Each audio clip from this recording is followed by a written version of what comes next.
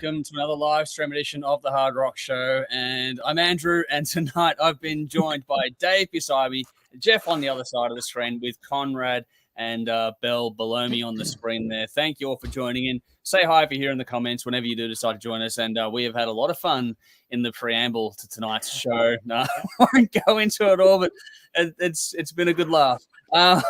We've been having a grand old time. Hopefully everyone out there is doing well. We've got a lot to get through as always. We're going to be another battle, which is going to be Blues for the Red Sun Kyuss going up against Deliverance from Corrosion of Conformity. We're going to pick our 1995 albums for our 90s collection. We're going to do a new round of Who Am I? And Belle is the one kicking us off this week with this one.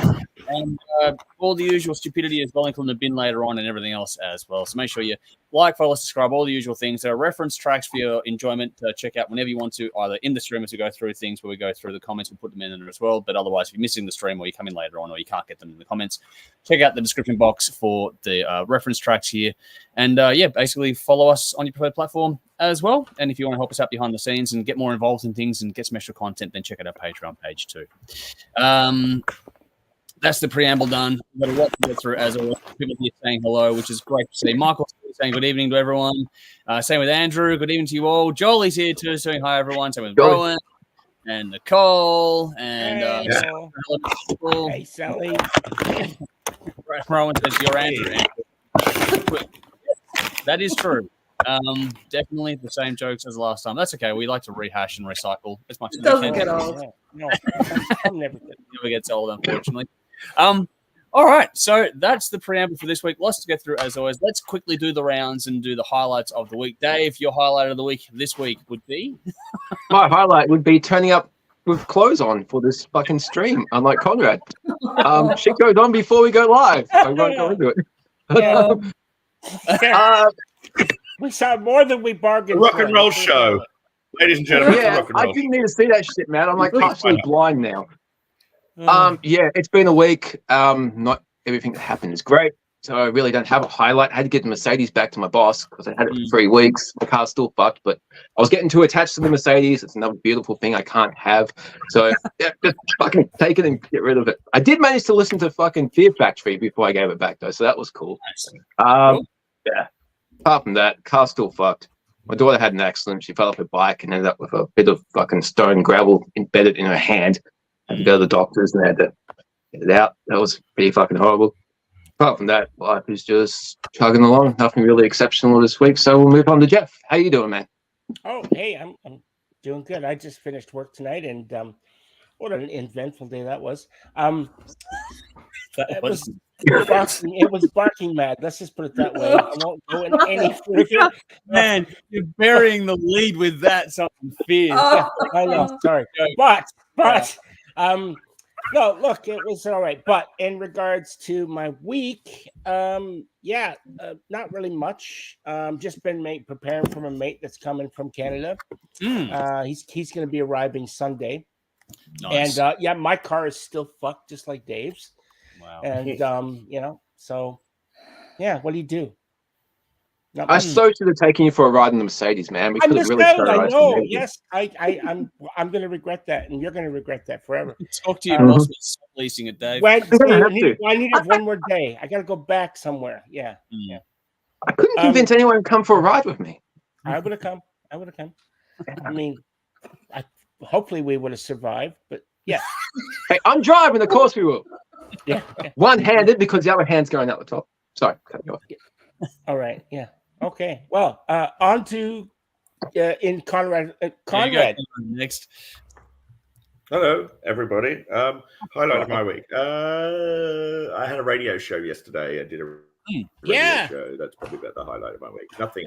Did you get dressed for this show? Nothing like that. You don't need to get dressed for radio. I was dressed for the show. So you dress for radio, but you don't dress for visual. Dress for radio, and don't dress for TV. It's okay, because you're dressing for success, Conrad. That's what we'll go with as a theory. Apologies to, the audience didn't see it, thank God. There wasn't a lot to see, let's be honest. There wasn't a lot there. But anyway, moving rather along rather swiftly to none other than Belle.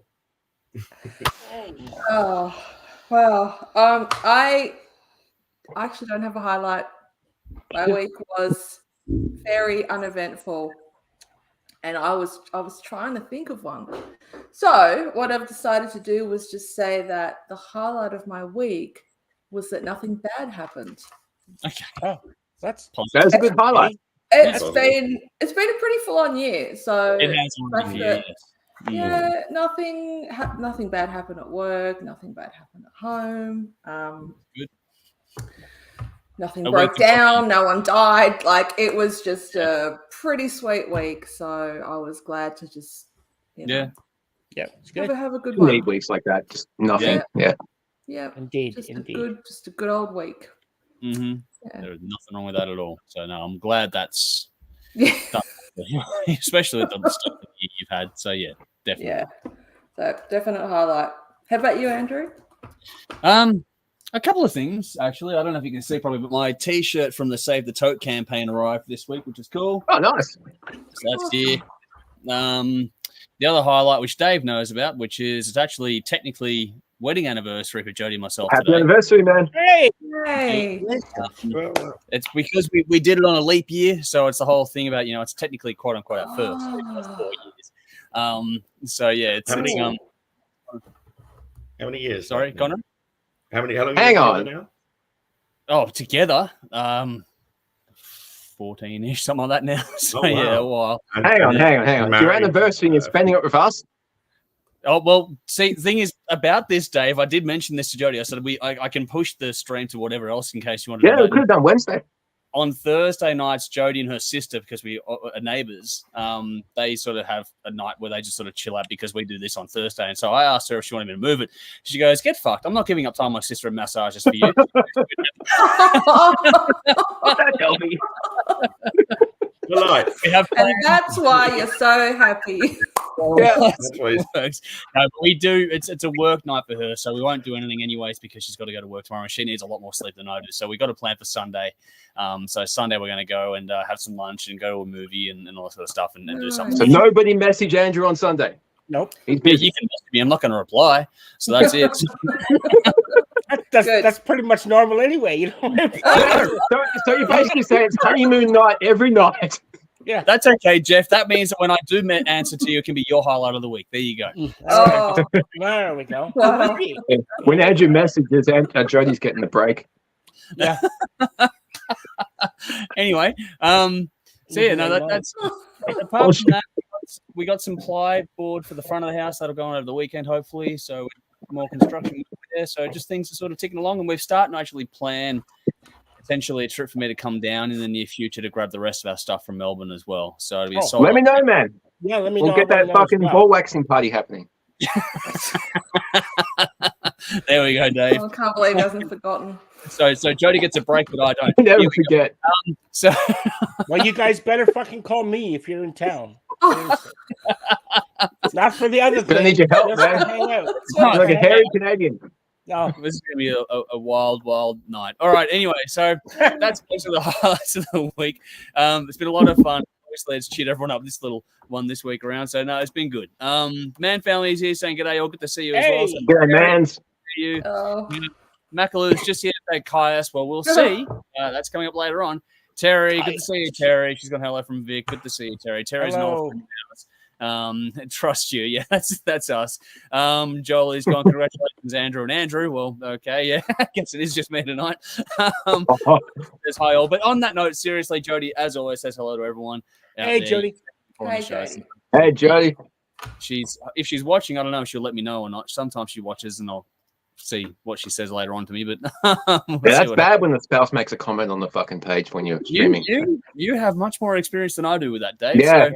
yeah, that's fucking scary. Yeah, it's actually entertaining. See Dave turn white in 2 seconds. Yes, that pie face thing that he's got, that was just like a photo. Yeah, yeah, it's white like a ghost. But anyway, there we go. All right, on to our songs of the week. We're going to do the rounds on this one if we can as well. So we're going to do something a bit different here. Jolie's laughing at Jodie as well. Yeah, no, she has a lot of fun at my expense, which is good because it keeps me well and truly in check. All right, first song of the week is Conrad's assignment, and this is from Steve Welsh with Denis Pauna. It is Falling Away From Me. Now, this was a random discovery that features the lead singer from Dead Sea Ruins, a Melbourne band, teaming up with Denis Pauna to do a mashup of what was originally a Korn song done in the style of Alice in Chains. So this is a little one thrown out there for a bit of let's see what happens. So, Conrad, how did you go with this one? Bit of a different one this week. I didn't know the context of what you just said. I had no idea about the backstory of this. So when I heard it, I was like, this band just is trying to copy Alice in Chains, and it was blatant success out of the Alice in Chains textbook. It was so blatantly out of the Alice in Chains textbook. I was a bit like, well, at least put a twist on it, at least do something to it. But it was just blatant Alice in Chains. So with that, I was like, this is a bit plagiarism, basically. So now that I know it was actually a Korn song done in the Alice in style, it gives it more, I guess, originality to it. So for that, now that I've just learnt that, it's good in that respect. However, if it wasn't for that fact, I would probably just say this is, you may as well just go off and listen to Alice in Chains, because this is just a carbon blatant copy. Bloody well done. I had the same reaction. Yeah. I was like, hang on, what are they? Can you at least put a spin on it? If you're trying to copy Alice, at least do something with it. But it turns out it's a Korn song. So with that, I'll shut my mouth on that. So the fact that they've taken a Korn song and spun it into an Alice in Chains vibe, then it gets brownie points, or it gets a salute then. So fair enough for that. Is that Denis, as in the Denis that used to be on the show? No. This is another Denis. I'm not actually familiar with his work until this one. It's the first time I've heard of him, which I'm sure that Steve will be going, what? He's got a YouTube channel where he does what this is. Used to be on the show. He doesn't. I wouldn't have think he would have played that sort of thing. No. He didn't do anything like this. No, he's doing other stuff now. So he's more of a thrash sort of dude, from what I remember. Not so much anymore. Yeah. Well, he's got some different stuff these days. He's got all sorts of stuff going on now. He's a very creative man. Okay. But it's an interesting Fair one. Enough. So yes, it was now that I know the backstory, it, as I said, it totally changes everything. So for that, it does get some originality points in that respect. Cool. Yeah. That's all I'm going to say on that. That's why I figured I'd do the preamble, because it gives everyone a bit of context on it as well, just to see what things are. Had I had not any context, I would have just probably gone, what the fuck? I'll just go listen to Alice in Chains instead. But it shows you kind of in its own way how good it can be in that regard, if it's just such a thing that it's like, it's actually pretty cleverly for mine. Yeah. So it was cleverly done if you flipped it. Yeah. Interesting. All right, Belle, no more waiting around. You skipped out last week because you ran out of time. Fair enough. Let's do it. Now we have been waiting a week for this one. This is Toehider with a song or EP ultimately called Toehider. This is literally the latest EP from this project, which is releasing an EP every month for the year. I think they've done about 6 something now. I know, Rowan, you're here. You'll fill me in on where it's up to. But yeah, this is literally the latest EP in the project of releasing an EP every month for 12 months. This is the halfway mark of it. It's a Melbourne band called Toehider, which we have covered extensively on the show if you've been following us for a while. I know that I've loved them for bits, dragged Dave along for the ride, and a few others as well. So this has been a bit of fun. But Belle, I'm not sure how much experience you have with Toehider. It's a different beast entirely. How did you go with it? Yeah, I don't have much experience, although I have heard you guys talk about this group or act, or I don't know. It's basically a one-man band with a visual artist. So yeah, it's a very yeah. So I did a bit of reading, and I sort of got that impression anyway from group bits and pieces that you've been saying over the last couple of years. So I it's 18 minutes, so I thought I will, dive deep and kind of write a bit about it. You just said that you want to keep this short, so I'm just going to read. going to read and instead of just going off on a little tangent, and then we should get through this. But I had a bit to say. All right, so I thoroughly enjoyed it, and I haven't heard much music from this band, but I do know from a bit of research. Okay, so I've said all that. So if we can just take a moment to appreciate the insane amount of musical talent this guy, Mike Mills, I believe his name is, has. It's not just a jack of all trades, master of none level playing. There is such a high level of proficiency in every aspect of his performance. I think he's a master of all. So I'm probably telling you what you already know, but I'm late to the party here. No, to hear it from your perspective. That's the thing. Oh, God, that's ridiculous. Just want to acknowledge his genius. All hail Mike Mills. So the song, it's a rock opera. It was musical theatre. It was prog metal. It was a ballad. It was joyous and intense. Big 70s vibe going on here. Yes. Yeah. I got that too. I'm a huge fan of that era, and it's been captured so beautifully in this track. From the reverby effect on the intro vocals to the almost Darien sound on the synth that some bands, like Foreigner, used to use that a lot in their early albums. And then there's a guitar sound that brings to mind the Eagles, and there's so many more bands that sort of came to mind. Like with the vocals, when they came in, they had a Queen vibe to them, particularly sort of the chorus side of it.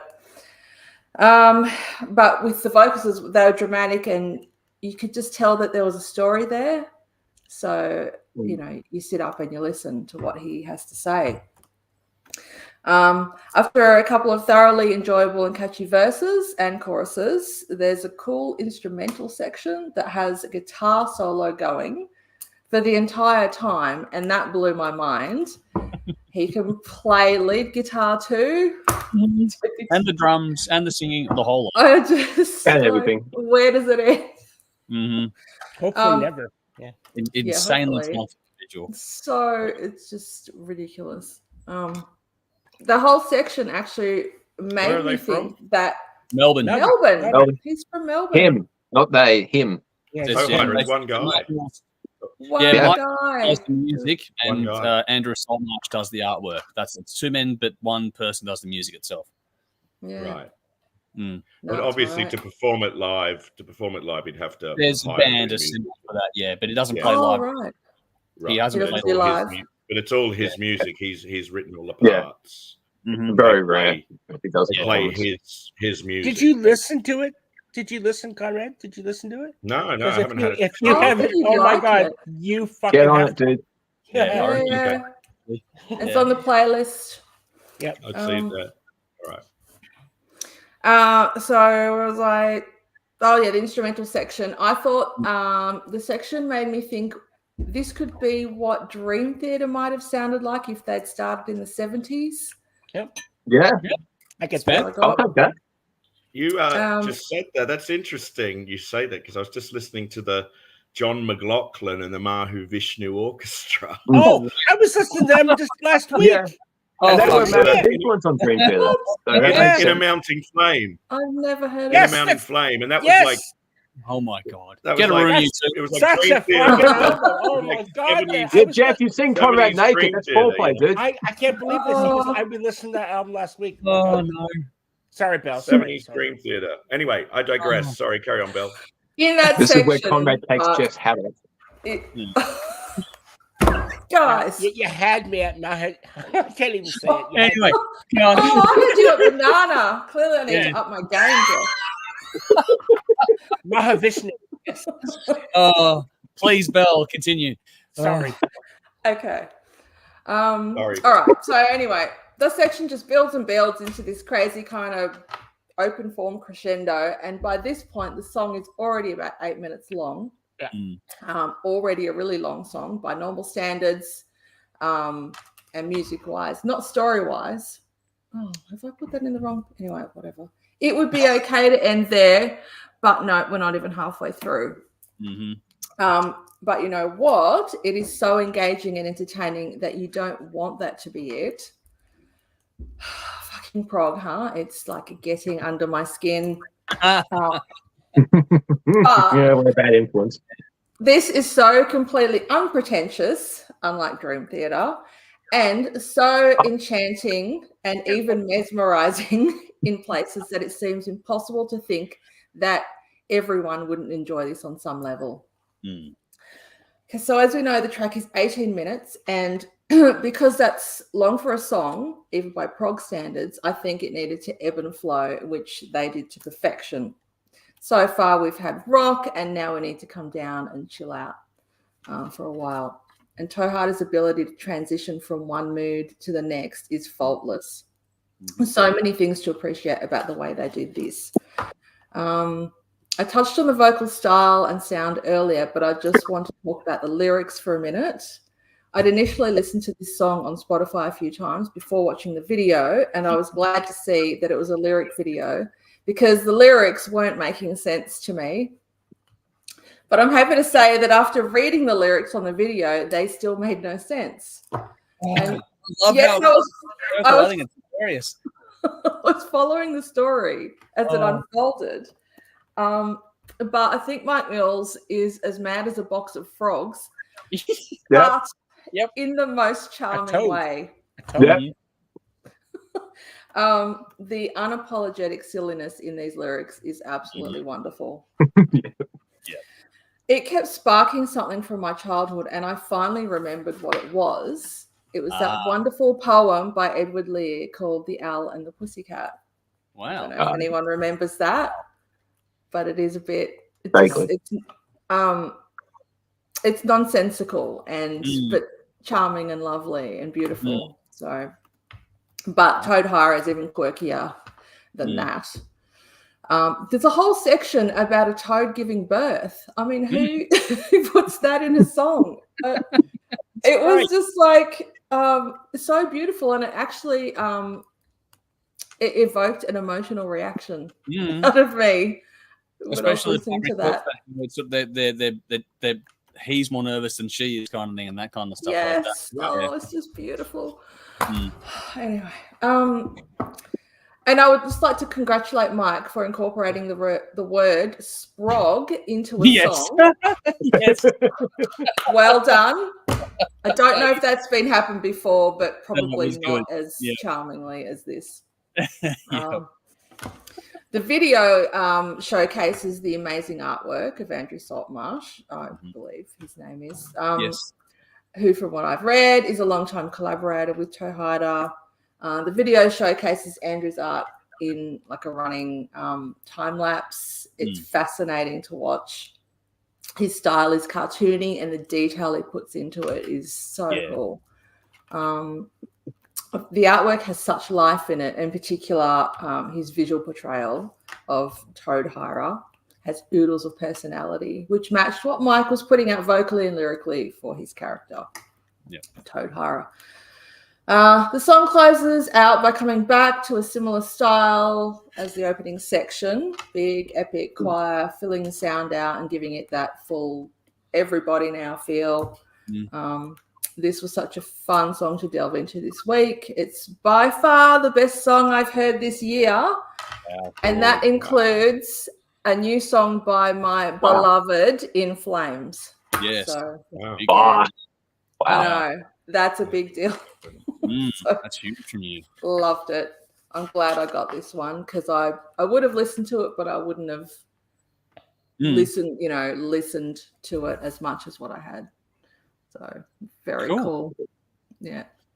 I'm glad that hit home for you because he's one talented individual. I had no idea. I've heard the name. I have heard the name. Yeah, I reckon Conrad, you would definitely enjoy his. It's jump on it, dude. So much cool stuff.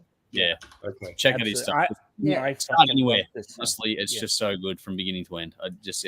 anyway, Roland says here, like I was saying before, Toehider, they've released 7 on Bandcamp now and released the 10th to patrons. So there you go. If you're a That's patron, the thing. He delivers stuff like this like every couple of weeks. He doesn't like spend fucking months composing this. It's every couple of weeks, and it's consistent. Is that prolific? Yeah, he's that. Yeah.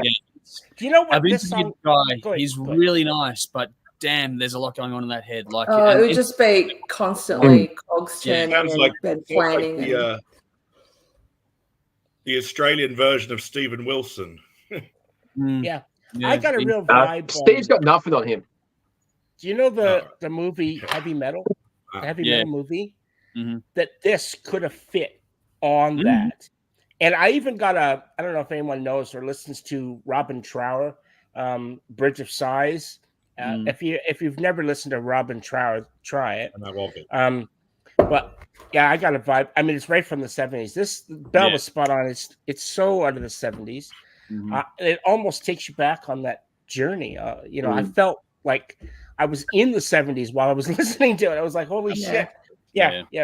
He's a special talent, this guy. So I'm going to keep us moving, but no, he's a special man. Michael says, hey all, sorry, I just joined in now as I'm taking photos and review for the Struts last night. Max Watson, what a performance was. I hear very good things about that band all the time. I look forward to hearing your thoughts on that and seeing what you got as well. David, he's here saying, g'day all. First time I saw Kyuss Scream Machine was on Rage one night ages ago. I thought it was Bill Ward on drums. Very Sabbath. There is that in a bit later on. TJ says needs more Kyuss. Well, we're not there yet. Vinny's sorry, now had a cat help me catch a mouse like an episode of Vinny and Jerry's. Considering we had the conversation about your height last week, I'm not sure I want to go there too much, but we're going to move on. So there we go. Rowan's here. Great review, Bell. So there we go. Thanks, Rowan. Very well done. I agree completely. Michael agrees. Yep, great review. Included backhanded Dave and delivered in Holy Diver apparel review of the night, even though. So there we go. Some love there too. But Vinny also really enjoyed Toehider. So many twists and quirks. It sailed along nicely. For an 18-minute song, it's fucking well done. Yeah. Rowan also said, if Bell hasn't listened to Toehider's last full album yet, I have little to no memory of those memories. I highly recommend. Yes, definitely. Please do. While I think of it, sorry. Rowan, you at the top 10s last year gave us all homework, and you gave me a Devin Townsend album, but I can't remember what it was. But I haven't forgotten that I have an album to listen to, which I clearly haven't listened to yet. Yeah. Can you tell me what that was, please, Rowan? Yeah, I remember homework. I think I did it. Can't remember. That was a long time ago. I'll go through. I was actually editing some of that the other day. So yeah, I think I listened to something. Yep. Well, here we go. Guys here as well. So greetings, rockers across the plane. Tough battle today, but money has to go on Kyuss Scream Machine despite Albatross. So there we go. All righty. We'll get to that later on in due course. Did Andrew die? Uh-oh. Hang on. Oh, dude. No, I can hear him. There he is. You're back. You're back. You're back. I can see. You can't lose you, man. You run the show. That was me that time. But anyway, where's your hamster at, man? Running away from the dog. Space. So Space chasing hamster. bush turkeys up here lately. Actually, Caesar is chasing bush turkeys and hares and stuff. He's having a grand old time. He's on the bed at the moment, so he's good. But no, the dog likes to run. So he scared all the hamsters and guinea pigs and everything off. But Dave, your song of the week is up next, which is Pearl Jam, Dark Matter. I am really curious how this is going to go because it's the lead single from the upcoming album of the same name, Dark Matter, due as the band's 12th studio album, due April 19, 2024. So they're doing things. Now, for me, just quickly, it was a lot heavier than I expected, Dave. How did you go? Yeah, as far as Pearl Jam goes, it's not a bad song. As far as the song in general, it's pretty average. Okay. But it starts with the drums, and then the guitar riff comes in with the whole dun dun dun dun. The only thing I could think of was "I Love Rock and Roll" by Joan Jett. Just got me in that mood. It's it's very similar. Same note, same chord, same progression. I didn't think of that at all. But anyway, yeah, couldn't not. First time I heard, just like, yeah, come on, Joan, sing better than Eddie because fuck. Oh, he doesn't sound like a foghorn on this, which is a bonus. Because it's hit and miss with Eddie.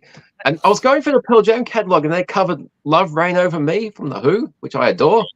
And I like, okay, like listened and got to the chorus, like, nah, fuck that, can't do it. I tried, but back to this song. There's a decent hook to the chorus. The lyrics are interesting, and the solo is okay. It's not terrible. It's not fantastic. It's a decent listen. It's probably the best thing I've heard from Pearl Jam in the last 25 years. But to be honest, I haven't heard anything from Pearl Jam since Last Kiss, and that was 25 years ago. Wow. And that was a really good song. Obviously, they didn't write it. But no. Yeah, so look, it's not terrible. I'm not choking at the bit to listen to anymore, but it's not horrible. So credit, thumbs up.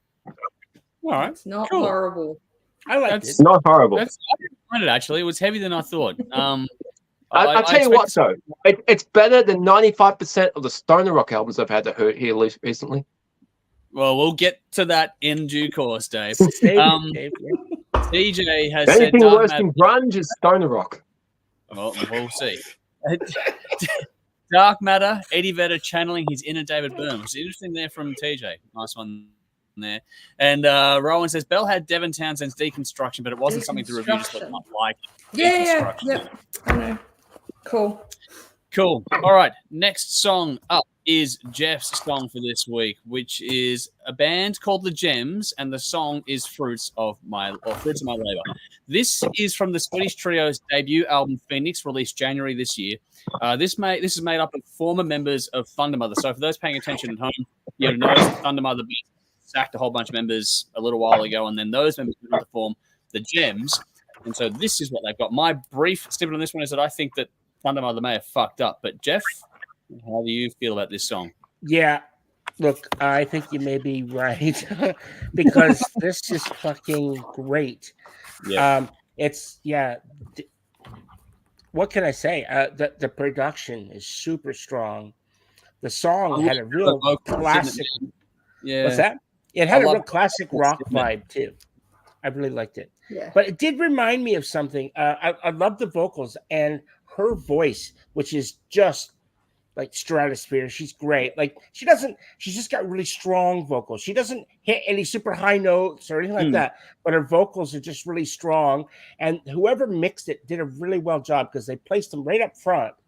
And the music accompanies it, and it doesn't overpower the song. It's just perfect. But it gave me a real, I don't know if anyone here knows another female artist by the name of Sass Jordan. You guys know her? Oh, vaguely, yeah. Okay. So if anyone out there, you guys, or Google or whatever, check out Sass Jordan. She's still around. She's Canada's little sweetheart. She's been around for a long time, so I'm very familiar with her music. But she was like just known as like a rock chick, and just not metal, just rock. And but this singer from this Swedish band, she's almost, in some parts she's almost channeling Sass Jordan. And Sass Jordan. Sass Jordan is for a Canadian artist, I think she sold like 2 million albums, which is big for a Canadian artist. So that's a lot. Check out The Gems. Follow these guys because I can see these guys just, they're going places. And as you said, I think that was it Thundermother? They fucked up. Yep. Because I can't say I loved it. I've listened to this about a dozen times, and every time I listen to it, I just love it. It's like it's not like you listen to it and you go, "Oh, I'm going to move on to something else." You want to listen to it again. So of course, did you find the same thing as me? The first time I heard it, I was like, "Oh wow!" Like that the first chorus. Yes. Yep. Yeah. Because it's like, I think it's a combination of, it's a great song. The lyrics are good, the vocals are good, but I think it's the production. Whoever produced it, they just know what they're fucking doing, and it's just. Like to me, it sounds like something that could have been released 25 years ago, classic rock song, but it's still modern enough that it's relevant. But it sounded very, very classic rock, but with great production. So that's what I got from it. Yeah, no, cool. No, I just had a quick look here. It looks like it's produced by Johan Randen, which is not a name that I'm familiar with at all. It's already on Napalm Records, so I'm not sure. That's a new name for me, which is like, okay, fuck, that's cool as well. Never heard of him, but he's done a great job. Yeah. Yeah, he's and if this album gets the attention it deserves, because I can imagine that then his name is gonna people are gonna say I want to sound like that. Yeah. Definitely. All right. Comments. TJ says no David Braziz, no Pearl Jam, which is a fair point. But Vinny says musically, Dark Matter sounds pretty good. The singing, however, sounds like he's just woken from a coma and asking for water. Fair call. That's This good. is the thing. Vinny actually made an interesting point. I know Vinny made a funny one there, but this one, I got the same vibe. Vinny, geez, that vocal from the Gems really sounds like Ann Wilson Powell's voice. I felt that too. Like, there's an Ann Wilson vibe there that I do think. Yeah. Well, for those of you who don't know, Sass Jordan, you once you hear Sass Jordan, you're gonna go, "Holy shit, Jeff is onto something." Yeah, definitely. All right, my song of the week then. Last one is the latest from Greystone Canyon, a band that Dave and I both know very, very well. I'm so glad we're getting new music from them. They are fucking great. Yes, so am I. The song is We All Became Yesterday. The band is Greystone Canyon. It's from the Melbourne band's upcoming album, Iron and Oak, due March 8, 2024, so about a week away from now. This is the follow-up to the much-loved While the Wheels Still Turn, released back in 2018, so it's been quite a while. Dave and I have been on for dear life in new music with these guys, and for me, this one picks up right where the album left off. If you enjoyed that, then you are going to enjoy this. If you enjoy this one, go and check out the previous album because you're going to like it. You can tell, though, there's some growth in this band, some extra layers. They've always got a lot of strings to their bow. Like Dave and I have mentioned before, like the last album was just so not eclectic, but it was diverse. It had a lot of things going on, which is really interesting to take in from beginning to end. And this song sort of shows the next sort of step, but it still ties into everything they've done. But it also makes me really curious as where the album's going to take us as the journey continues for these guys, which I'm really excited for.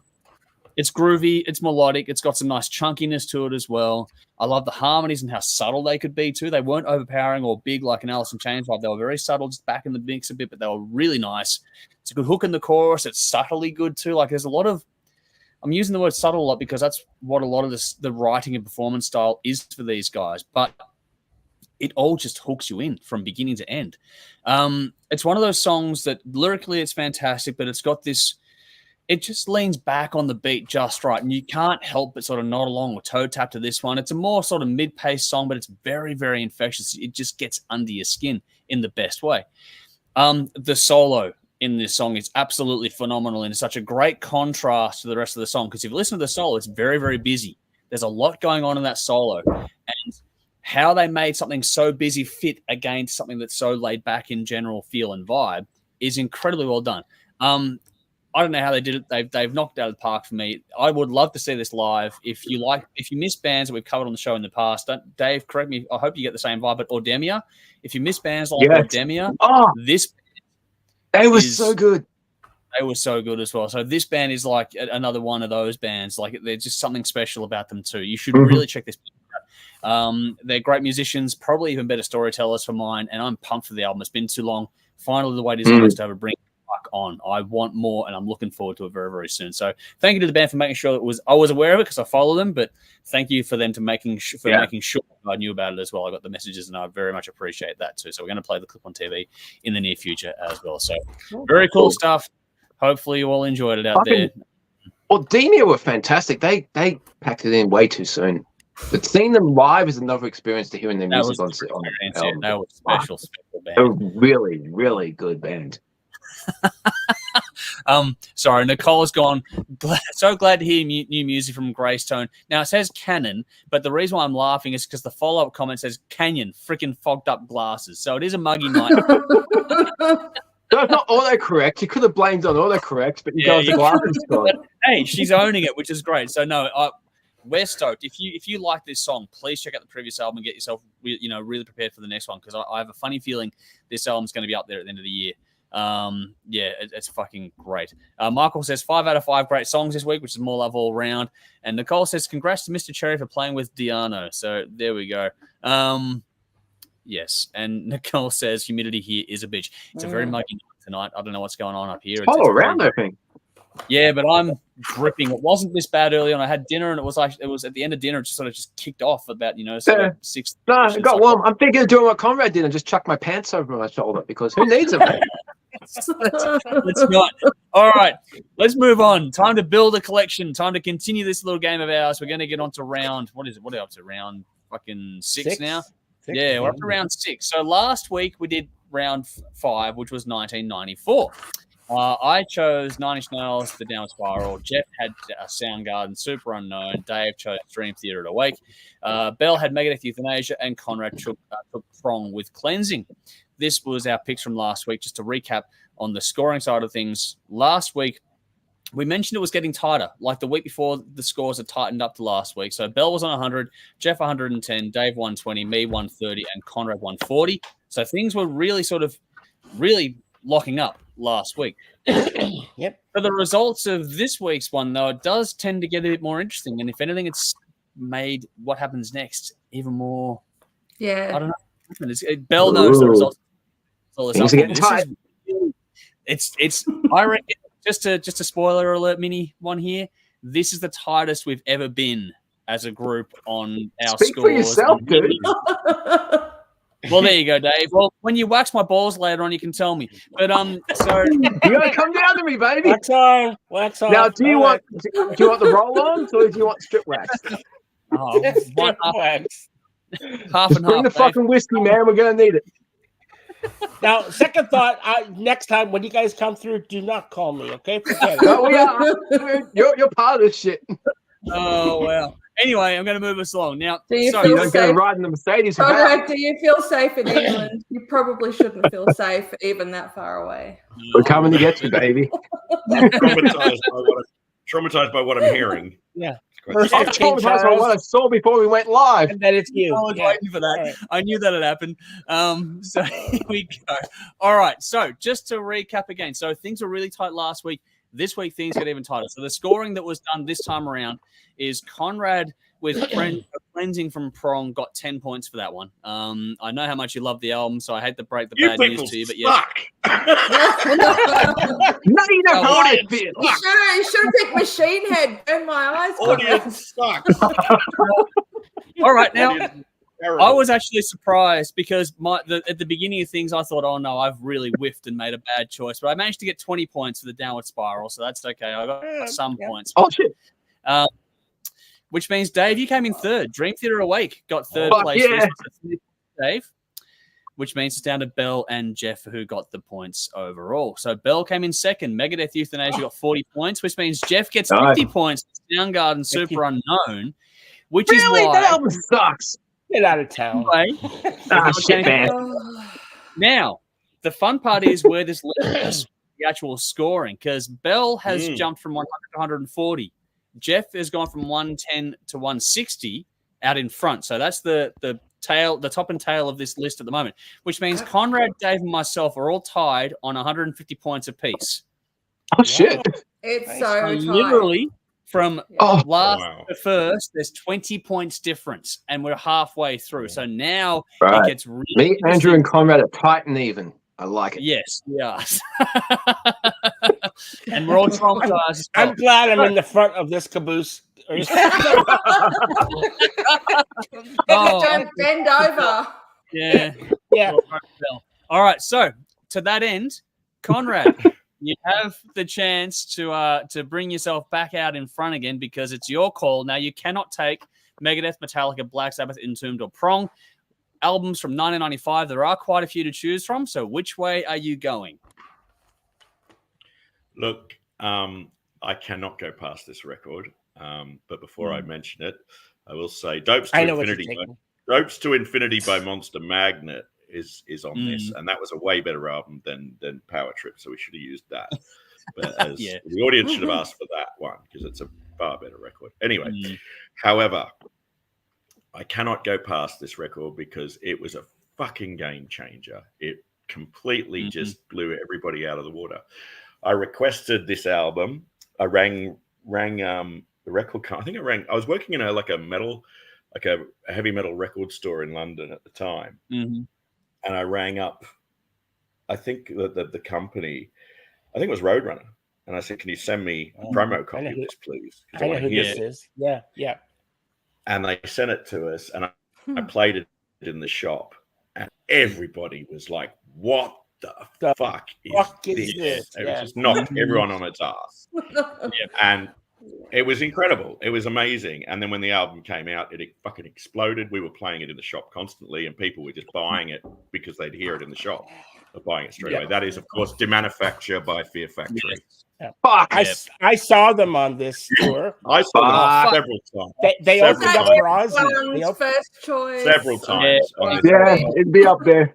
Yeah, they opened up for Ozzy when I saw them. Great. Yeah. It was a great record. It was unreal. Yeah. I didn't they know. were playing places like they first came to Australia on the Soul of the New Machine album, and they were playing really obscure places like Lismore and country towns. They were playing, really bumblefuck towns. It was bizarre.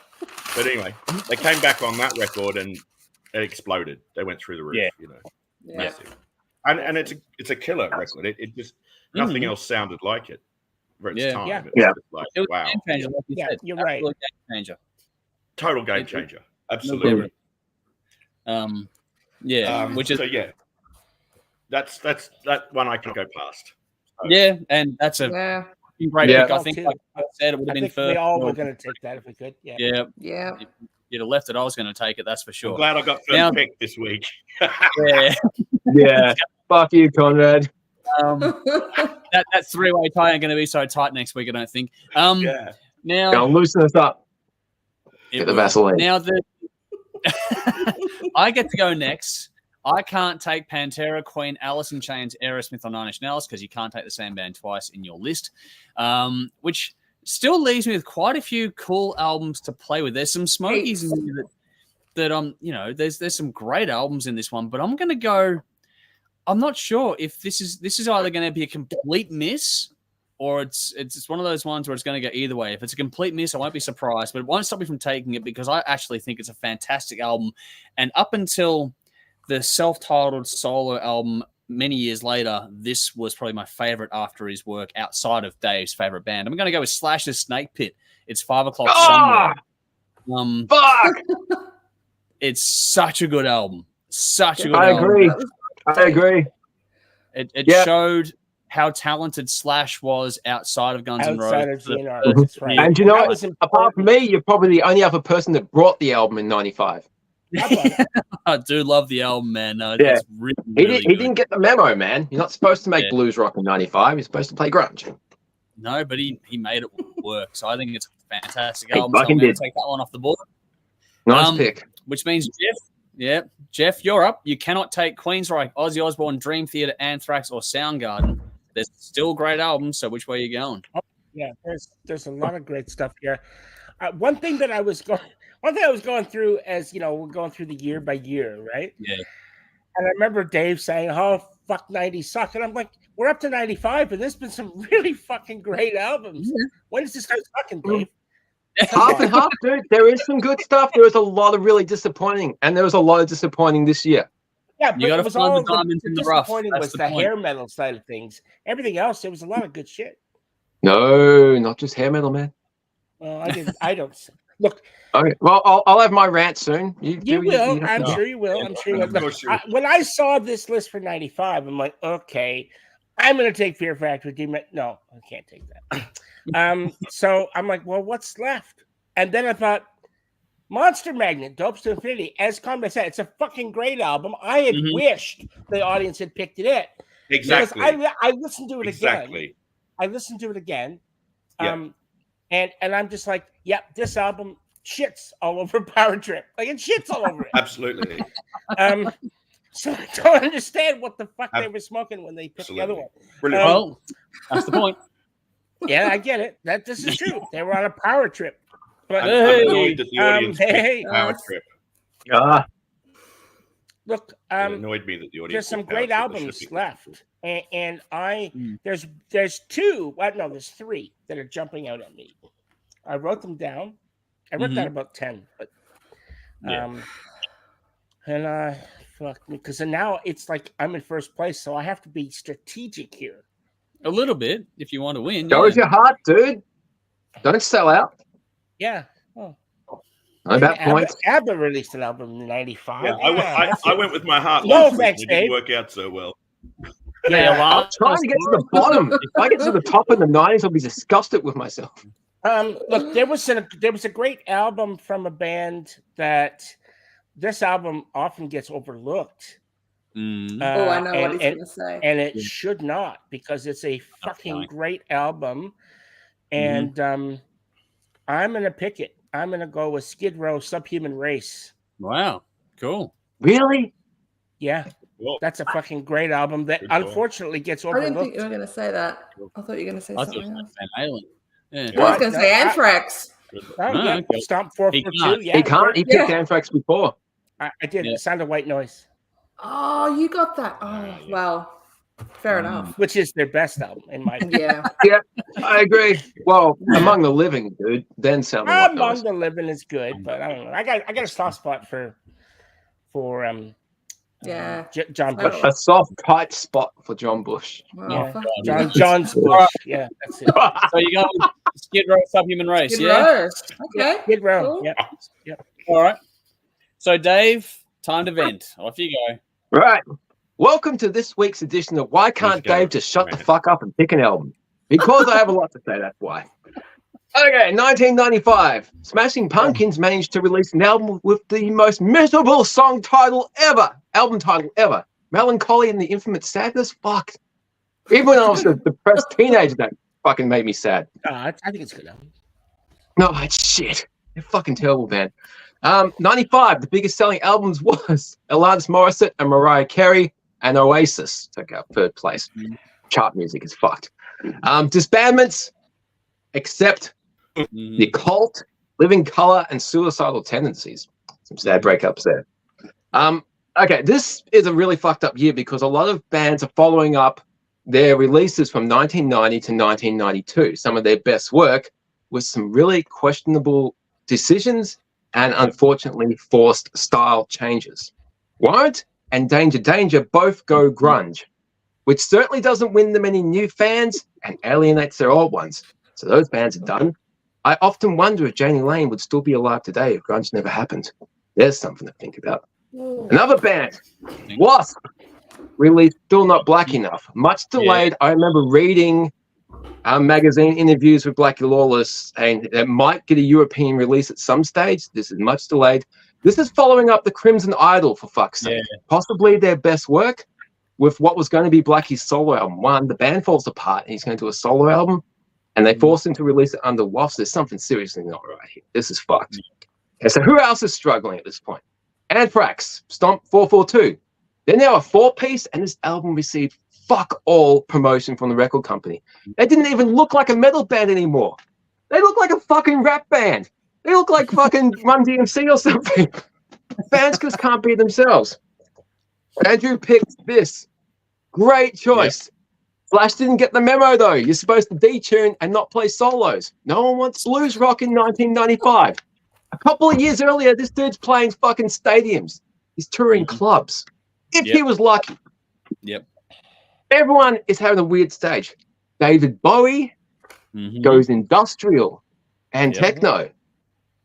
And To It with 9 Inch Nails was considered to be a dinosaur.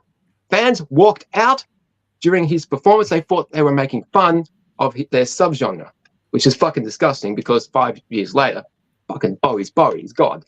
Dokken released their first album in 8 years. Didn't change their sound. Debuted at 47 on the charts and went down straight after that, unfortunately. Skid Row releases Subhuman Race. Even the band hates this album. It sucks that they can't be themselves. And released a follow-up to Slave to the Grind. That album deserves a proper fucking follow-up. If grunge never happened, holy shit, Skid Row would have a much different career. Ozzy releases Osmosis. Not a terrible album. There's some great songs in here. Modern production, and it certainly doesn't come anywhere close to the brilliant No More Tears. Well, come on, what's happening? So many great albums are followed up with absolute fucking disappointments. Okay, there's some good news. This album was fucking huge. I remember the countdown for the release, like JB Hi-Fi, every music store, you could pre-order this. It's like, holy shit, gonna save the fucking 90s. Ballbreaker. Can't go wrong with fucking AC/DC. The only album AC/DC released in the 90s. 95, next album's in 2000. Razor's Edge was in 1990. Yep. There was a fucking market for this music. Why didn't people capitalize on it? People still run at this because as soon as this came out, it went fucking huge. Mm-hmm. Another massive thing that happened in 95, Kyuss Unplugged. The start of the reunion. That was big. And this was the first time critics actually took Kyuss seriously. They weren't just makeup and pyro. People were actually saying they're actually good musicians, especially with Bruce Kulick in the band. He was fucking awesome. Yeah. Okay, but something new happened this year. And it's already been mentioned, but 2 fucking albums that I bought, and I felt fucking dirty. And I bought White Zombie because of all the fucking electronic. Like, I've been shitting on fucking techno, but it's brought on with metal, and it's like, this is fucking great. I feel dirty, but my God, I love this. And of course, Fear Factory. These albums were fucking great. It was fresh. It was fantastic. But then both fucking bands let me down when I walked into a music store and found their remix albums. I'm like, for fuck's sake, really? This is such a techno and hip hop thing to do. It's a cheap, quick, and easy way to get more product on the shelf. On that note, 9 Inch Nails released further down the spiral this year as well. So there you go.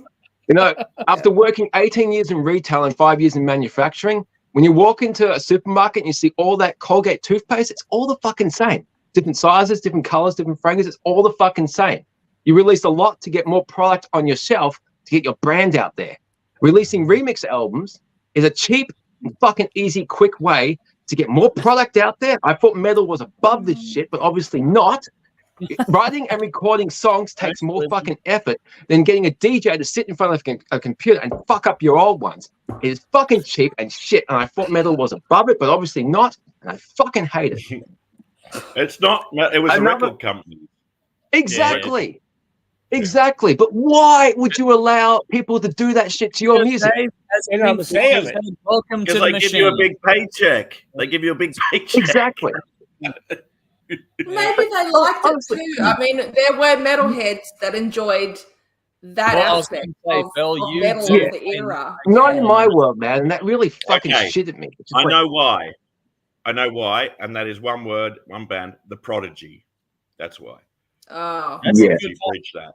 Yeah. That whole fucking, and that was the problem with the fucking comment. 90s, man. The whole technical, the whole It's computer not a shit just problem, fucked though. No, all right. Sorry, this is your pick. No, go. It's a problem. Problem is not the word. Not but it disappeared. Within what, 8 years, it all disappeared. It was a fad and it didn't work. You could say that about a lot of things, I think, in time, though. I think that you know, by the turn of the millennium, everyone's going back to the 90s, the 80s, well, the 80s and the 70s. It hasn't. The 90s was a fucking joke. Very much. I mean, you're getting can I just bring that band up? On point. Let's get going.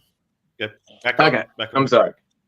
You know, I just think it's really cheap fucking up your old songs and calling it new and getting more product out there. It's a fucking joke. Yeah, one album nobody's mentioned, even though I know a lot of people are fans of this band. I fucking adored this. How come nobody's mentioned? Yeah, this is an original. Broke the fucking case, had to glue it back together. Record. Yeah. Mm-hmm. Okay. Good record. Oh, gotta mention this Brewing Out EP and Gamma Ray, Kai Henson from Halloween. That's good. Right. Shut up, Dave, and make a decision. It came down to 2 albums for me, and it was really. What about Faith No More, King for a Day? He hates Faith I couldn't give a flying fuck about Faith No More. They are one of the worst. They were like they're up there with fucking. I agree, Jeff. Martin. Yeah. Faith No More are up there with Soundgarden and the Smashing Pumpkins. I never liked those fucking bands. They were shit. Right. Nah. The 90s had some fantastic shit, and the 90s also pisses me off because it just. I know.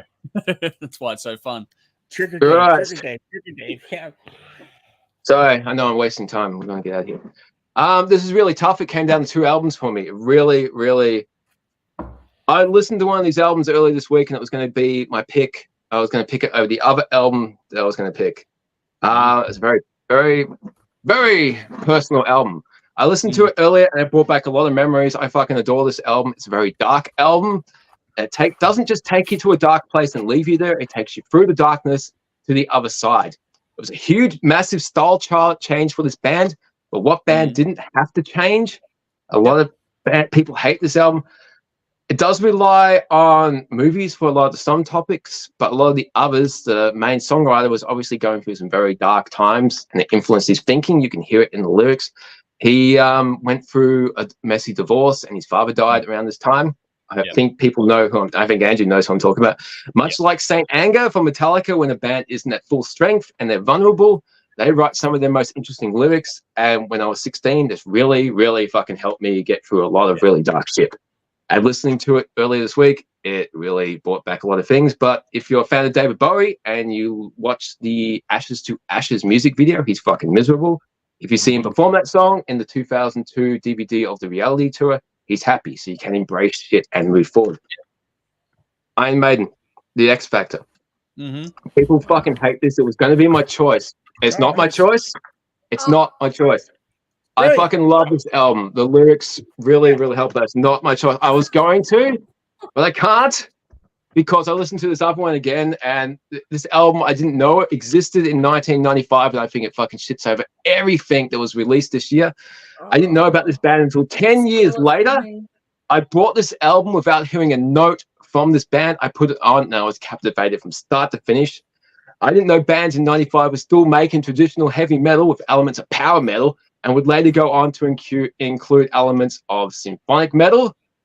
I missed seeing them a few months ago, but I saw them a few fucking years ago. But Blind Guardian, Imaginations from the Other Side. This is a fucking outstanding album. Perfect. And in 1995, if you released an album like this, you were fucking delusional. They stuck to their guns. They were just themselves, kept doing what they did, and today they're fucking legends. So Blind Guardian. That's my pick. Yep, that's my second. Blind Guardian. Okay. All right, we got there. So Mel, we got there. I'm sorry. All that up. I'm not gonna even try. Yeah, it's probably for the best for all of us. Far out. But I am happy because he didn't pick what I wanted to pick.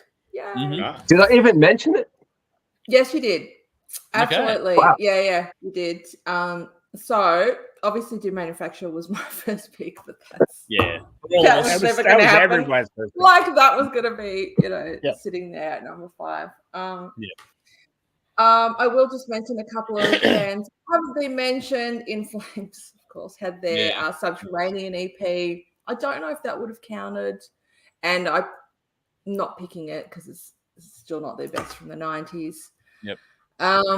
Dark Tranquility had their second album out, so that at that point that was still a switcheroo in terms of vocalists with those two bands. That's cool. Opeth debut, Orchid. Yes, that came out. Worthy. I'm sure I don't know if it'd be on anyone's best of 95 list, but it's pretty cool. At the Gates. More Nordic metal. That is Slaughter of the Soul. Excellent album. Excellent album. Worth listening to if you haven't. Faith No More, I mentioned. I like that album. King for a Day, Fall for a Lifetime. Cool artwork as well on that. It's got that kind of 40s, like gangster vibe. Very cool. I think that's the album with that artwork.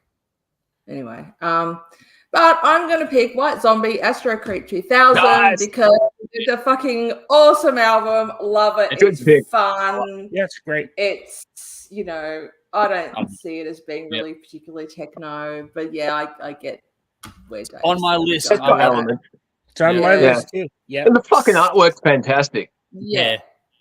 It's just such a fun album. It's worth it for more Human Than Human alone. Like it's Yeah. I was reading up on it this week. It's got something like 45 analog tracks and 45 digital tracks. So it's kind of like a blend. And that's why it works. Yeah. And as the genre would progress, it just becomes all fucking digital. It hasn't got the human element. You can blend the two and it works. Yeah. Hey, can I make that Monster Magnet we were talking about earlier, Dopes to Infinity? There's a song on there called Megasonic Teenage Warhead.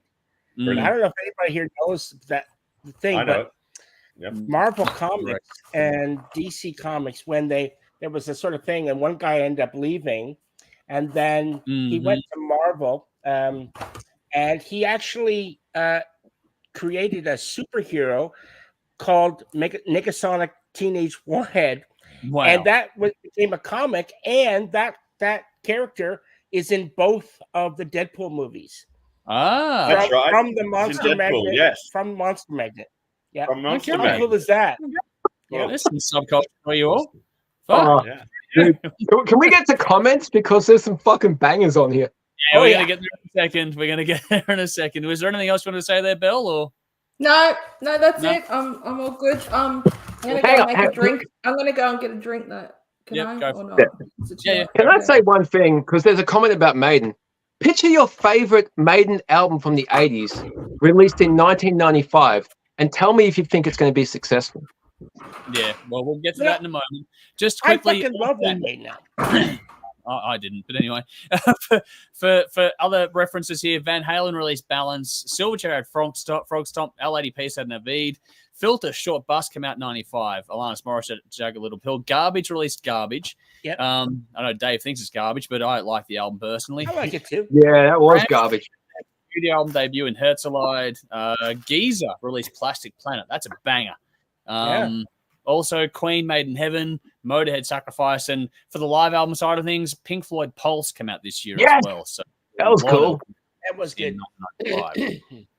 All right, audience comments time. Let's see how we go. Michael says, Toehider, next level favorite for me, which is very true. TJ says, good work this episode, guys. Just needs more Maiden. Well, it does come up. It was mentioned. Going back a little bit, yeah. TJ said, super unknown every day of the week. So there we go. Fuck that. Sucks. That's the dumbest comment this century. Or TJ and Dave are going to get stuck into it. Eric Dover rock. But Vinny says, I wanted to love Skid Row with Subhuman Race, but it fell short for me. So there's some shit album. That one. Oh, I don't think it's shit at all. Shit.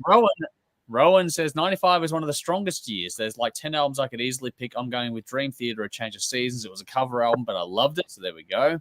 Here's one I love as well. 95, my favorite, The Edge of Twilight. I forgot about that. Oh my god, I might have picked that. That's a good one. Yeah, but the tea party's easy to forget, dude. No, they're not, Dave. They're amazing. Anyway, TJ says White Noise, their best. There we go. There's the Anthrax love. Rowan said also great albums from The Gathering, Symphony X, Faith No More, Björk, Shadow Gallery, Royal Hunt, Arion did too. Firehouse, Vagabond, Malmsteen, Edguy, and Camelot. Andrew's chimed in saying 95 had some great albums from Fear Factory, Paradise Lost, Faith No More, Dream Theater, Elegy, but I was torn between Geezer, Plastic Planet, or Anthrax Stomp 442. But 442 is my number one. A better release than Sound of White Noise. So there we go. There's some love for. Fuck off. TJ's having fun here. 4-piece Anthrax looks like Run DMC. Yep, and Spice Girls look like NWA. Well, come on. Anthrax in 95 did not look like a metal band. Well, yeah. Very few did. Guess what they look like, though? They sounded great. Yeah. They come on. Why don't they play any songs from that album? Well, they don't play anything from John Bush, but as soon as, that album kind of came and went, you got no promotion. It's not only their fault. It's hard to play songs when you're on tour that no one's going to know at the same time. Yeah, the band was in fucking shambles. They were 4-piece. They had guest lead guitars. Most bands were in shambles at this time. Exactly. That's my point. They only sucked because nobody could be who they had to be. Says Basher, bang Where's on. Basher? So I'm not sure where we go. I've got to go back. Edge Twilight, I think that's reference to. Rowan says, what was the one you held up with the dog on it? That would be Alice in Chains. Alice in Chains. That is a great album. Self-titled. Yep. No, Grind. Yeah. Grind. Yeah, cool song. And Heaven Beside You. And again, great album. There's a lot of good on there. TJ's going, wow, you hate Soundgarden and Faith No More. Your meds aren't working. No, my meds are working fine. It's not a real Iron Maiden fan choice. Not my favorite album. If Bailey's sang anything in the 80s. Oh, okay. If Bailey's sang anything in the 80s, then yeah, well, wow. No, that doesn't count. Even if Bruce Dickinson was in Maiden, if they released a normal Maiden album in 95, it wouldn't have sold. Probably not. Yeah, but at the same time, they had a fan base though at this point in time. They didn't need to do too much. It's just that those two albums aren't that great. But that said, Blazer's later stuff, like his new album coming out, the songs I've heard from that, pretty fucking cool. So cool. Yeah. You know what? If they didn't do X Factor, you wouldn't have Brave New World. Because probably the musical change that they did on X Factor continued into Brave New World. And that's album fantastic. Dave, anger leading to Death Magnetic. You made a point. Yeah, exactly. You said like I said, Dave. The albums where they're not at full strength, you get some really fascinating stuff, which I like. Dave, you said something earlier, and I want to touch upon just briefly, a can of worms. But you said if grunge had never happened, Jenny Lane would still be alive. Well, if grunge had never happened, Kurt Cobain would still be alive because he wouldn't have blown his fucking. Yeah, well, we wouldn't know who he is, so I don't care. Anyway, we're getting into it. Anyway, TJ says he would have sold more than Bailey. On Bill, we're going to move on because we're going to play. Yes. We're going to bring back Who Am I?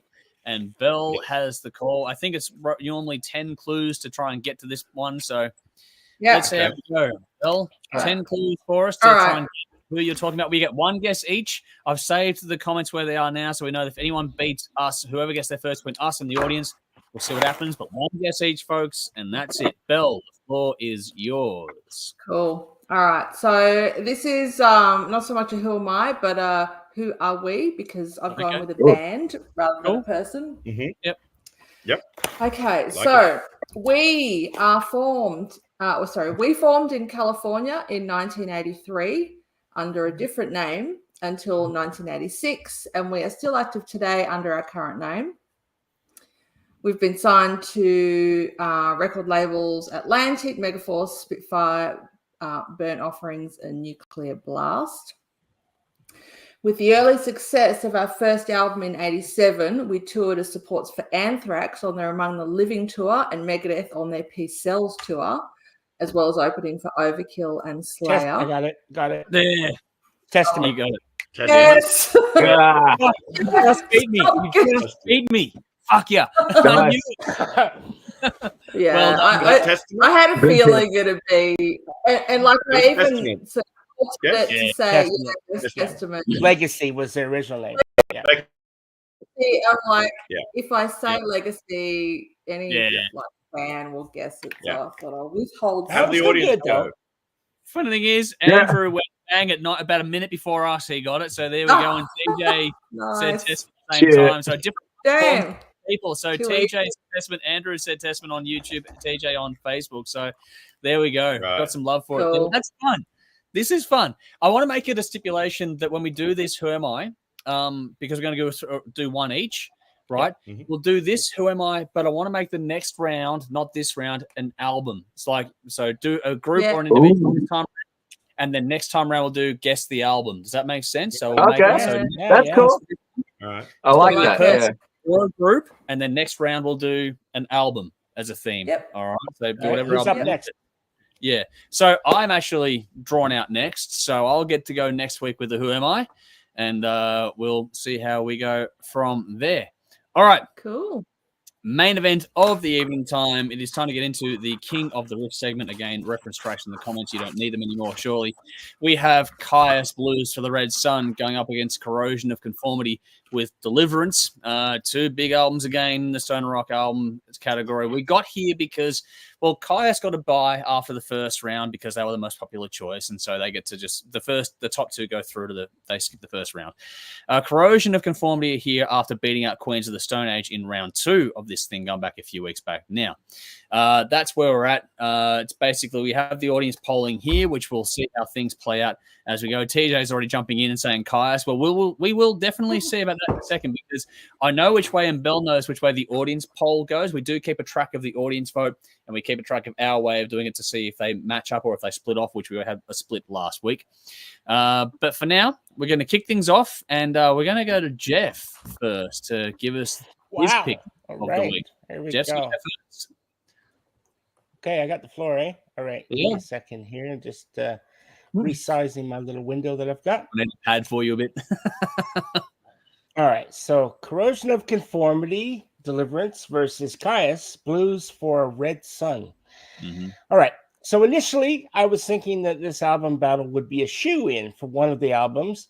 But after putting them on and listening to them back to back, I didn't still hold that view. I'll start with Kyuss Blues for a Red Sun. Now, this is an album that would go on to inspire countless bands in its wake, ironically, including themselves, because what was built here would go on and prove to be a foundation for their next album, which is Welcome to Sky Valley. But that, of course, is another story. Yep. Every song on Blues for a Red Sun has its place. Even if I felt that the track selection was a little bit uneven for me, with the brilliant opening track, Thumb, this song almost sounds like it was inspired by a long forgotten jam of Sabbath or something. But somehow you combine his vocals and guitar solos. I got a Creedence Clearwater Revival fucking vibe going. Actually, I didn't think of that till now, but yeah. Yeah. Okay. So it was really weird. So, and I think that they're really borrowing a lot from that. And I got the vocal prowess here. There's a Hetfield vibe going on. James Hetfield. There's something going on here. He's channeling some Hetfield. He's putting in some Hetfield inflections and stuff.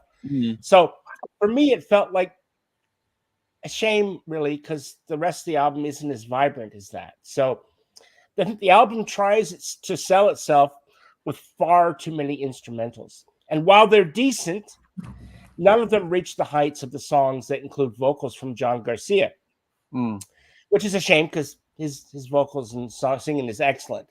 But to me, the instrumentals felt more like extended jams rather than songs. Like they wrote a song, but they couldn't think of any words, so they just said, fuck it, and we'll just put it on the album anyway, right? All in all, though, I enjoyed the album a lot. I think, and I can understand why people praise it as highly as they do. It makes sense. It's a good album, really good album. So, Corrosion of Conformity, Deliverance. Now, this album kicks off with a sledgehammer to the cranium, Heaven's Not Overflowing, and tries to give an idea of what to expect from what will follow, except I don't think it does. I don't think it really gives a good idea of what to expect. But from here on, we get a brilliant song known as Albatross. It's got riffs, heavy blues, and these riffs, they really hint at something more going on here. Vocals that you hear, you can actually hear what would later inspire Black Label Society and what Zach would bring us. And keep in mind, the previous year, Pride and Glory had just come out. So it's difficult to understand and see who inspired who. But we need to dig a little deeper. Now, when you're listening to this album, who can't hear Leonard Skinner? Because I fucking can. I think it's patently obvious that they borrowed heavily from they ate heavily, I should say, from the Skinner table. And if you can't hear it, then you don't know Southern Classic from the 70s. I imagine that if Leonard Skinner hadn't, half the band hadn't died in that famous plane crash in 77, that eventually they would have put an album out like Deliverance. That would have fit, yeah. Yeah. So similarly, like Blues for a Red Sun, this album also features plenty of instrumentals, but what we get here instead of jams are diverse and showcase the brilliance of the musical talent that exists in the band, and they go far beyond what is expected of a stoner rock album. Yeah. And that is where I think this album really shines, and in my opinion, separates itself from just another stoner rock album. Deliverance is so much more than a stoner rock album. It's a diverse collection of songs from a band that is showing that it's far more than a one-trick pony. In fact, I think this album deserves to be held up against any hard rock album, past or present. It has withstood the test of time. 30 years later, it still sounds as fresh as it was the day it came out of the oven. Perhaps even more so, given what we know would follow in its wake. And for this reason, I'm voting for it tonight. Wow. There we go. First cab off the rank. Now, for interest's sake here, it's interesting to note that Kyuss Blues for the Red Sun was 1992 release. Corrosion of Conformity Deliverance was 1994 release. So there's only a couple of years between the two albums, just for a point of reference here for everyone to take in on that one. But now we're going to move. Let's one vote down. Bell, the call is yours now. Okay. That's actually interesting because I hadn't really been tuned in for this battle, at least, how closely apart these albums were released. I actually think these two are the closest match in terms of style.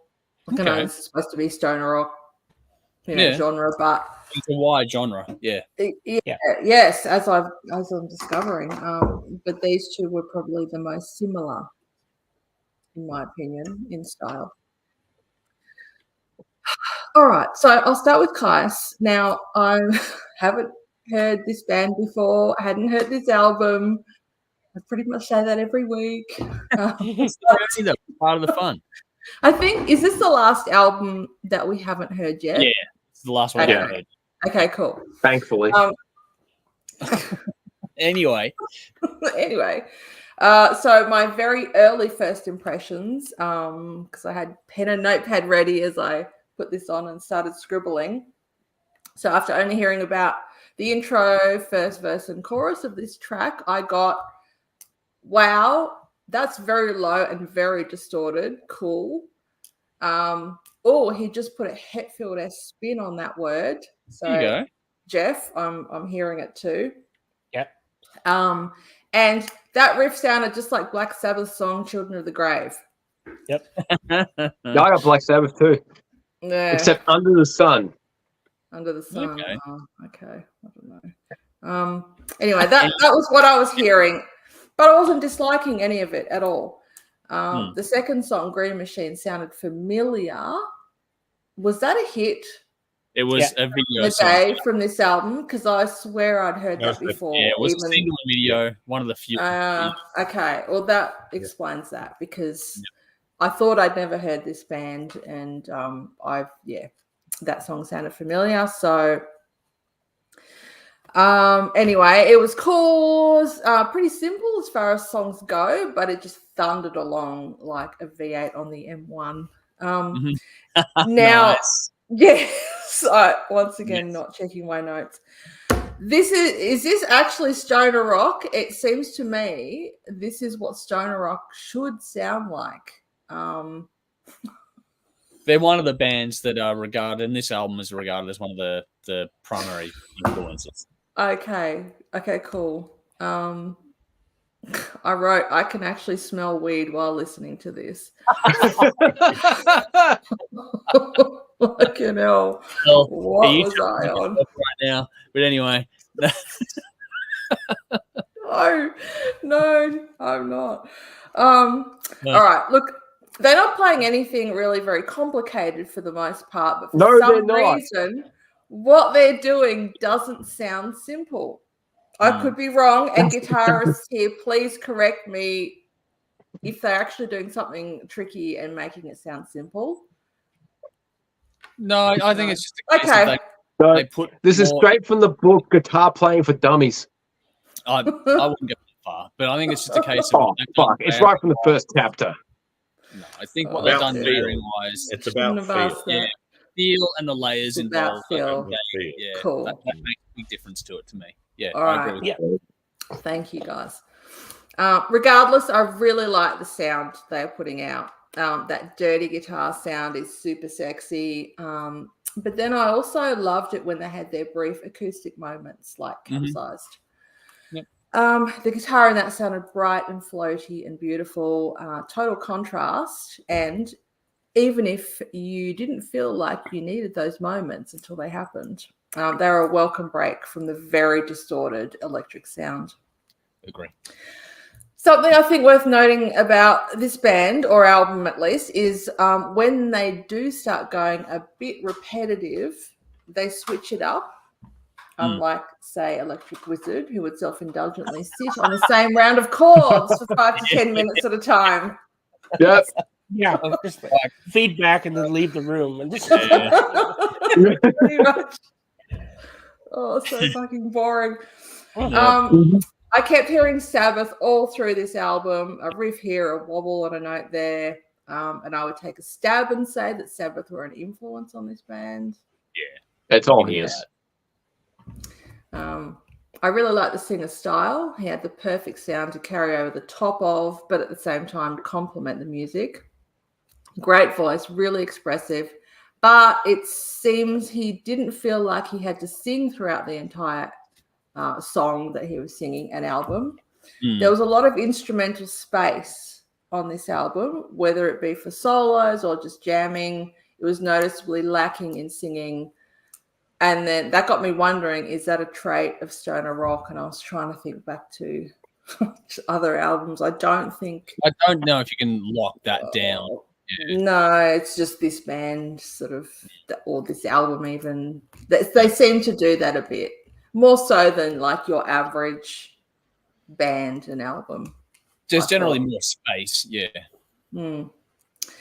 All right, well, that's what I wrote about that album. And Corrosion of Conformity, look, I've reviewed that, but it's, you know, upon another sort of round of listening, it's a really good album, dynamic from start to finish.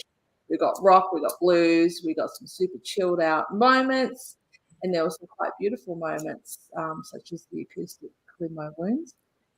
I like this album better with each time listen than the last round. And although I enjoyed Kyuss's album, I didn't get the same energy from it that I did with Corrosion of Conformity's Deliverance. Yep. So that's who I'm going for this week. Deliverance. Two for Deliverance. There we go. So it's 2 down, and if Corrosion get one more vote, they go through, which is going to make this all interesting, and I get to go next. Yeah. All right, I have a predetermined random order that I have a pre-drawn random order that I've got here. I'm just going to follow through on my one. So I got drawn out next. It's funny how things can work out, because on my first listen of these albums back to back, they had me leaning one way. By the time I got to the third pass, I wasn't so sure anymore, kind of the thing. So it's one of those ones where you start off going, okay, cool. And then you just, oh, hang on. It's a bit more neck and neck, like what Jeff was saying. I'm still here. That's all good, mate. All good. Just off screen, but I'm still here. All good, mate. No worries at all. So, yeah. That happens with you a bit, Andrew. That happens. Yeah. You've said that before. It seems to be a thing for you. You just kind of, no, I'm going to pick this. This is why I like to listen to things at least 3 times through before because I want to make sure I'm really ingesting everything properly. I know that not everyone does the time for that, but that's okay too. It's just my process, my way of doing it is that I'll listen to things at least twice, preferably 3 times before I sit down to make any notes about anything. Takes time, but that's the way I like to do things. I like to really actually ingest things properly, because you do get the whole initial response, but then how things settle on you, I think, is how an album proves its longevity in some ways more than others. Like, I don't like that's why even with we ripped on it before. What would you say before? I forget the name now. Electric Wizard. That's it. Even though everyone else hated it immediately, I still went through the process because that's my way of doing it. We were all very impressed. Very impressed that you did that. That's commitment. Yeah, well, you're going to commit to the bit. You got to commit to the bit, eh? Look, this time around, like we've said before, like we see Corrosion of Conformity returning after beating Queens of the Stone Age and Kyuss, so the top seed here. So we got seed 1 versus seed 8 going head to head in this one. Now, I voted for Corrosion of Conformity last time around over Kyuss, so it's no secret that album in particular impressed me at that point in time. What I wasn't expecting on this one was just how much I actually did enjoy Blues for the Red Sun. It's an album that's really deserving of your full attention. There's a lot going on, some truly beautiful compositions in there. I really enjoyed I know, Jeff, they didn't do it for you, but for me, the instrumental tracks on this one, they really did stand out and helped to make the album flow for me as a listener on this one. I think that the more time I spend with it, the more important they become, because they are those, like Belle said, you don't know you need them until you get them. And that's a really good point to make on those, because they really do help to break the album up nicely. I think it's great production. There's layering, the panning, the tones are wonderful on it. Different tempo changes are great across it as well. It's a damn fine, really solid album that I need to dig into this band more. I haven't listened to Welcome to Sky Valley. I want to hear it after this one, because I know that a lot of people, I know Conrad in particular rates that one higher than this one. So I want to hear that one in the context of things as well that we're talking about. The cool thing for me about, the Kyuss album here, Blues for the Red Sun, is that how many hooks there were in this one. It's tracks like Green Machine immediately come to mind, but there are other songs here that stay with you as well. It's really easy to see how and why this has become so highly regarded in the genre among fans of it all, and it does have it all when it comes to a listen for this style of music. It has that distinct droning quality which you expect from the genre, but there's also this undeniable energy that just captivates you, sweeps you away from it. It's a really captivating listen. It takes you from start to finish for me anyway. There's real light and shade in it. There's space in this one really fits the brief as well. So all those things there. This is one of those ones where you can hold it up as being like the post child for the genre. No matter how wide the genre is, this band, this album is one you can hold up and go, okay, this is a demonstration of what it's all about. And it makes sense to say that when you listen to this album. The question then becomes, the question, maybe for better or worse, the question then becomes, is that enough to send Corrosion of Conformity home in the context for me? Make no mistake, Deliverance is one hell of an album, not to be overlooked at all. It's entertaining. It has all the good points of blues for the Red Sun. Is possibly and probably the leaner of the two albums, even though it goes for longer. I did feel that Deliverance is just a meaner, more direct album from beginning to end, whereas Blues for the Red Sun can, like, the journey is the point, but the journey goes wider. It's funny how this album, Corrosion of Conformity, same thing as Bell said, that album has continued to grow on me more and more over time. I enjoyed it back in the day when it came out, but it's one of those ones that as the years have gone by and going through this process again and going back to it for the first time in a very long time, just how much it has continued to grow on me again. There's something about how gritty it is, the serious punch in it all. It has, it punches in all the best ways. Like, it really does have that impact that I think a lot of the other albums in this selection have lacked. Not as many instrumental interludes, but when they do come in, they really do something extra special for the album. They have extra contrast to them. The general use of groove on the album makes it fly by as well. Like I said, it goes for longer, but it feels shorter than Blues of the Red Sun. There's also a serious level of emotive weight. I singled out Clean My Wounds before on the last review, last battle, I should say, but the depth in tracks like 7 Days as well is incredibly well done when you start digging into the lyrics and what's going on with these songs. Where Kyuss lean more into the droning quality of stoner rock, these guys overall tell more rounded, more accessible, more emotive stories for mine on their songs. Don't get me wrong, there's a lot open to interpretation across both these albums, but this one just speaks to me more in certain ways. The depth on that emotive side, like I'm talking about, also shines on tracks like Shelter, for example. There's different levers on this album that really get your attention the more time you spend with it. At the end of the day, this is really two great albums that we have to pick a winner from, as always, which we've said a million times before. But for me, while I started off attracted to the shiny new album in Kyuss, going, ooh, this is cool, my heart really settled on what I knew to be the better all-round album for me. So it would be interesting to see how well this would have gone had it been Welcome to Sky Valley going up against Deliverance this time around. I would have liked to see that context, but I'm going to go with Corrosion of Conformity, Deliverance for me. It's a gem of an album that overall I think I'm curious to how far it can go in the end, because for me it's got a lot going for it, and it just keeps having going for it as we go along. So for me, it's Corrosion of Conformity, which means that is the winner declared, but we have to just see if it is a clean sweep or not. So we have to go through the process, and Dave, you're up next. Which way are you going? Okay, here we go. Look, I read the comments throughout the week, and I read the comments that were posted tonight, and obviously Kyuss, there's a lot of love for this band. People love this band. I don't. I guess I'm going to be the bad guy this week because they fucking suck, man. The first time I heard this album was 30 years ago. My mate went to see Metallica in 93 and Kyuss opened for them. He wouldn't shut the fuck up about this band. He bought the CD. I heard this album 30 years ago. It was the first time I ever heard an album, and I could not remember a fucking note of it after I listened to it. It's what I now call drive-through fast food music, where you can enjoy it at the time and you don't remember a fucking thing. And a lot of these stoner rock albums are exactly the same as that.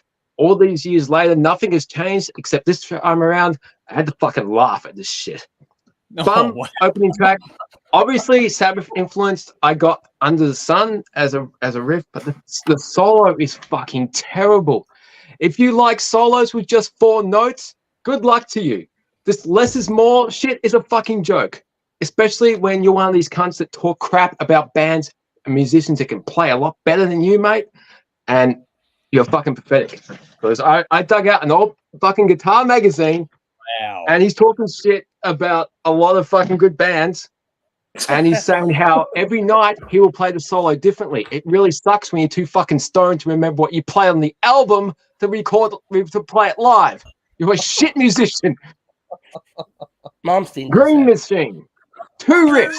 2 very basic riffs. This only makes it sound... The only reason this sounds like you haven't heard it before is because it's detuned to a C. An open 6-string with its corresponding octave up power chord on the 7th fret of the 5th string. Come on, man. Every fucking band from Zeppelin to AC/DC and 20 fucking decades before this have done this riff. You don't recognize it because they detuned it. That's all they got going for them. And the chorus riff, my God, Kurt Cobain has more complex rhythms than this shit. This is straight out of Guitar Playing for Dummies. This song is fucking pathetic. It's like chapter 1 of that fucking book. Like Guitar Playing for Dummies should sue this band for plagiarism. It's pathetic. Okay. Really? It's really fair to say you don't like it then, Dave.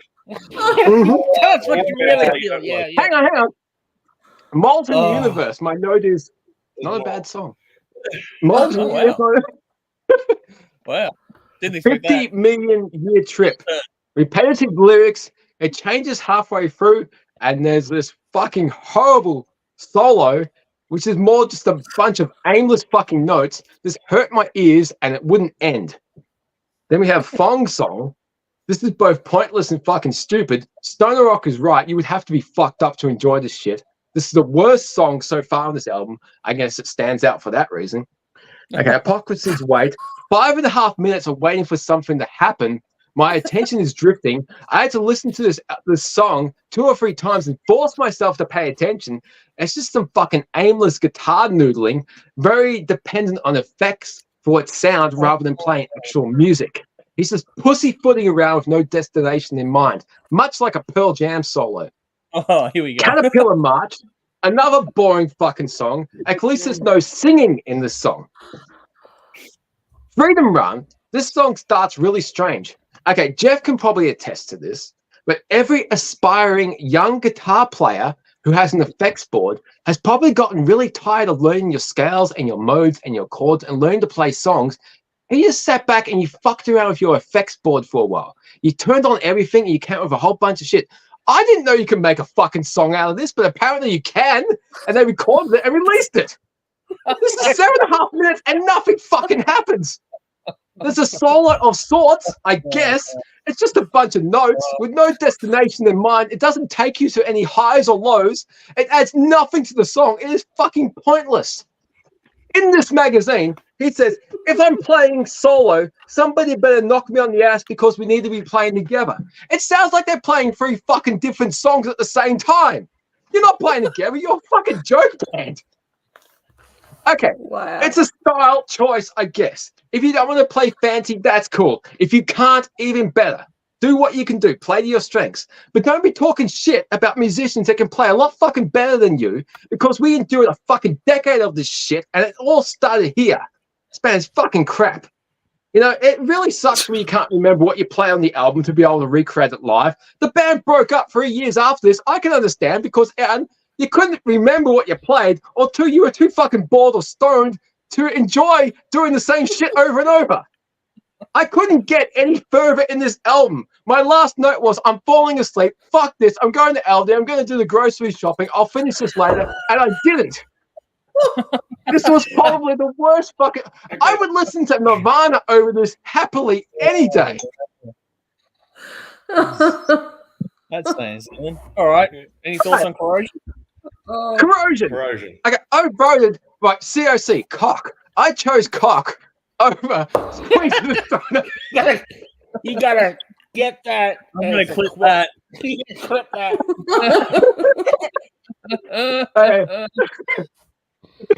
That Queen's the Stone Age album was fucking crap. But I chose cock over that. Going into this week, I knew I wasn't gonna like Kyuss. So I'm thinking, great. Win for cock. Oh, good. This will be easy. But then I realized I can't remember a fucking note of that album I listened to 3 or 4 times a few weeks ago. I couldn't remember anything about it. This is probably what it's like to have Alzheimer's disease. So I did listen to Corrosion of Conformity again. Yeah, I like it when I listen to it. There's different moods and textures, there's different feels to each song. The solos are good. The solos had a destination. They were planned out. They served the song. It's a good listen. That was on Monday. On Wednesday, I was asking myself, what the fuck did I listen to 2 days ago? I can't remember anything. Okay, I've listened to 3 new albums this week. One from fucking Cradle of Filth that I've never heard before. One from a Finnish band that doesn't speak fucking English. And a new fucking, I think, Amaranthi. And that album cover sucks. Yeah. I remember stuff from that. I can't remember these fucking stoner rock albums at all. Now I understand what stoner rock is. You can't remember shit after listening to them. It's like being fucked up and you don't remember what you did. That's what these albums are. Now, the winner, I really, really don't care. I couldn't give a fuck who goes through. I honestly couldn't.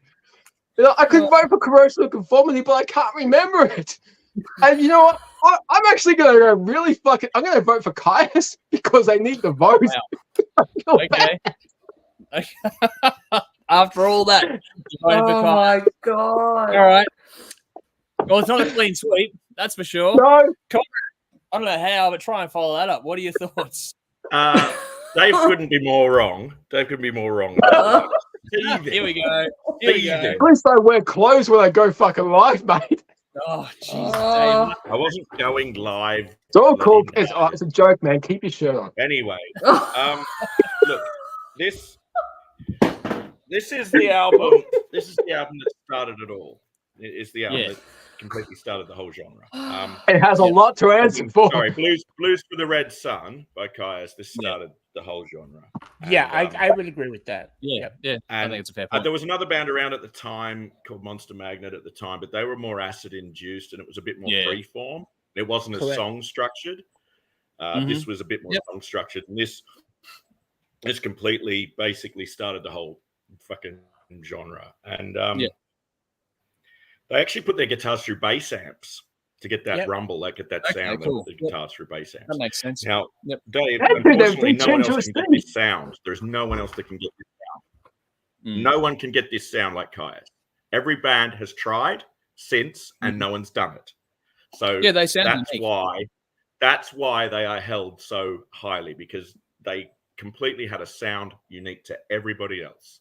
Now, the next album, of course, Sky Valley, is a fucking if that was there, it would fucking wipe up the floor with everything, because it's an absolute defined. They completely, when they did Sky Valley, it turned into like fucking Floyd's Dark Side of the Moon or Metallica's Master of Puppets or whatever you want to, you know. It was their best album that they did. It's phenomenal. And they've got this rumble and this vibe and this groove that's just amazeballs. It really is. I want to listen to it to know how highly you regard it. It makes me really want to go and check it out. It's phenomenal. It's absolutely phenomenal. It's got a real rumble sound to it. It has this low end rumble, and it's just beautiful. It's a different style of heaviness, very different style of heaviness to what you're used to hearing, and it's a low end rumble, and it just grooves. And then every instrument splits up, and then it all comes back together again, meshes back to go off on this little trip, all of them, and then they come back together. But it's very cleverly worked out and structured. It's it is incredible. So I do advise everybody to go and listen to Sky Valley, and you would totally change your opinion about. No, not going to happen. Because I don't know how it didn't make the list. Anyway, I do think Deliverance would not exist had it not been for Sky Valley. For this album being Blues for the Red Sun, there would not be Deliverance, because at this point, Corrosion of Conformity before this album put out Blind, and it's not anything like that. They changed their sound completely. Well, they changed their singer due to Kyuss putting out Blues for the Red Sun. I think it's largely responsible for influencing Corrosion of Conformity to make Deliverance. So therefore, this is why it gets my vote. And you know, they did completely do something totally different to everybody else at the time. So it is a groundbreaking record in that sense. It started a whole movement, started a whole genre. Whether you like it or not, you have to respect that. There is stuff out there like Korn I fucking hate, new metal. I fucking loathe it with a passion. Do I respect it for starting a new genre? I feel the same way about it as Dave does about grunge. I feel the same about grunge. I'm not very too fond of grunge. I probably prefer grunge than I do to new metal. Yeah, I agree. Probably. Well, but, me and Conrad are agreeing.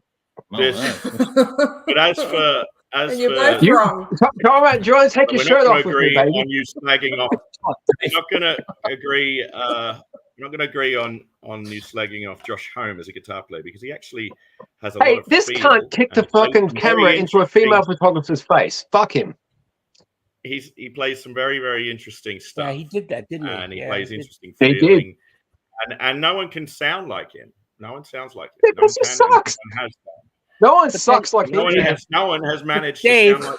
No one has managed to sound like Kyuss at all. No one's Axel through a microphone. Everybody's trying to do it. Yeah, the bitch should have fucking caught it with her hand on her face. No one's been able to pull it off. No one else been able to pull it off and do it as well. So they are they're the kings of the scene. They're the kings of the scene, and they always will be. Respect. And I encourage everybody to go and listen to Sky Valley. If you think the Blues to the Red Sun is something, well, Sky Valley takes it to a whole other level and just phenomenal. I wish Sky Valley was in this round, is what I'm. So do I. I don't know how it didn't make it. That should have made it in because it's better than Blues. It is better than Blues. We're going to get to that in a moment. I will cover that off in a second. But it does definitely better than Blues. So that's my rant over. I'd like to say that basically Deliverance wouldn't exist without Blues for the Red Sun. Fair point. So, anyway. Cool. 3 versus 2. Yeah. It is 3 versus 2 at the end of the day. Which means Kyuss, fuck yeah. Anyway, it's interesting because I tried, man. I was on your side, man. I tried. All that I know. Now look, that was trying. Yeah.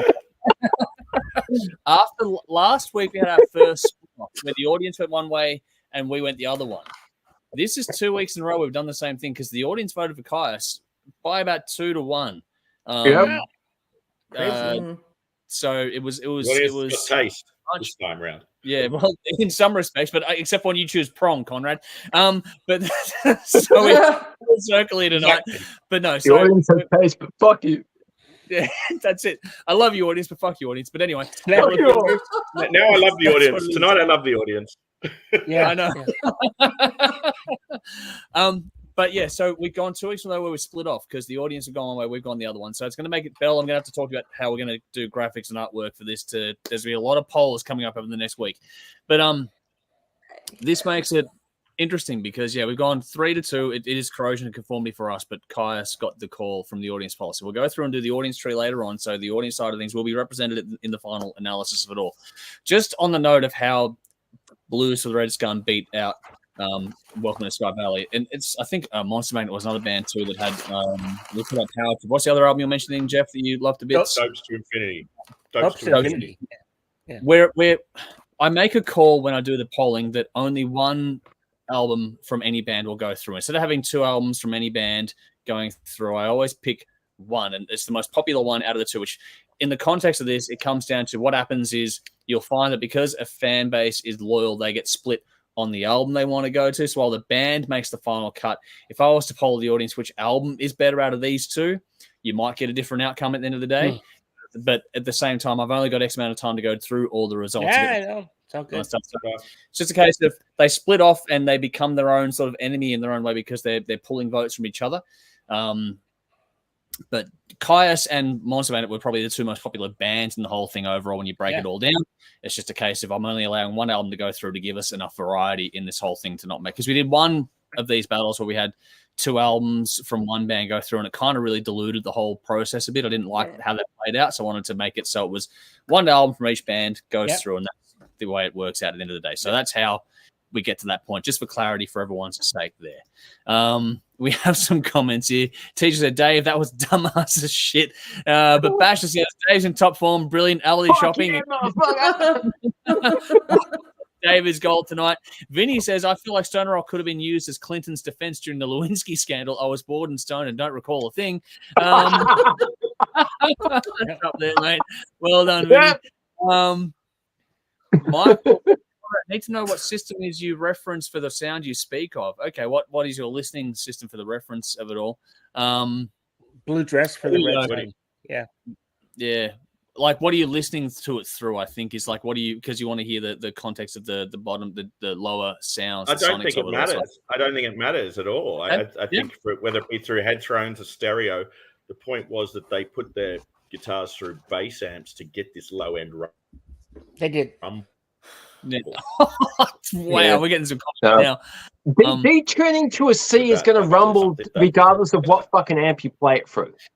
Yeah, but I would argue that playing through bass amps instead of guitar amps makes a big difference because the frequency responses are entirely. Yeah, because it's more in tune with a fucking bass than a guitar. Yeah, so you kind of have to capitalize on what tuning you're detuned to. Yeah, but if you, depending on how you mix and record it, the way it resonates, if they did it live, for example, the way it resonates with the drum kit and the room sonics, that's a big difference in how it sounds from, because the guitars. And as I mentioned, the basic fucking chord progressions you're playing sound exactly the same as 20 other songs that have been recorded in the last 2 decades.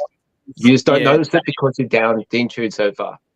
But the point, Dave, is that the lower frequencies are the sound, and that's what's getting people to. Yeah, it may not be the writing, but it's the sound. It's all done before. Yeah, but had anyone done that before? Had anyone done the whole bass amp thing? Yeah, I'm fucking Tony Iommi detuned pretty fucking low on the Sabbath album. Well, detuning through a guitar amp is not the same as playing through a bass amp. There are different frequencies. Yeah, he didn't have to. He didn't have to use a gimmick. He just let the music. He had to detune because he couldn't do it. He played static tuning in the first 2 fucking albums. Yeah, but he loosened the strings right off. Anyway, but he was playing static tuning.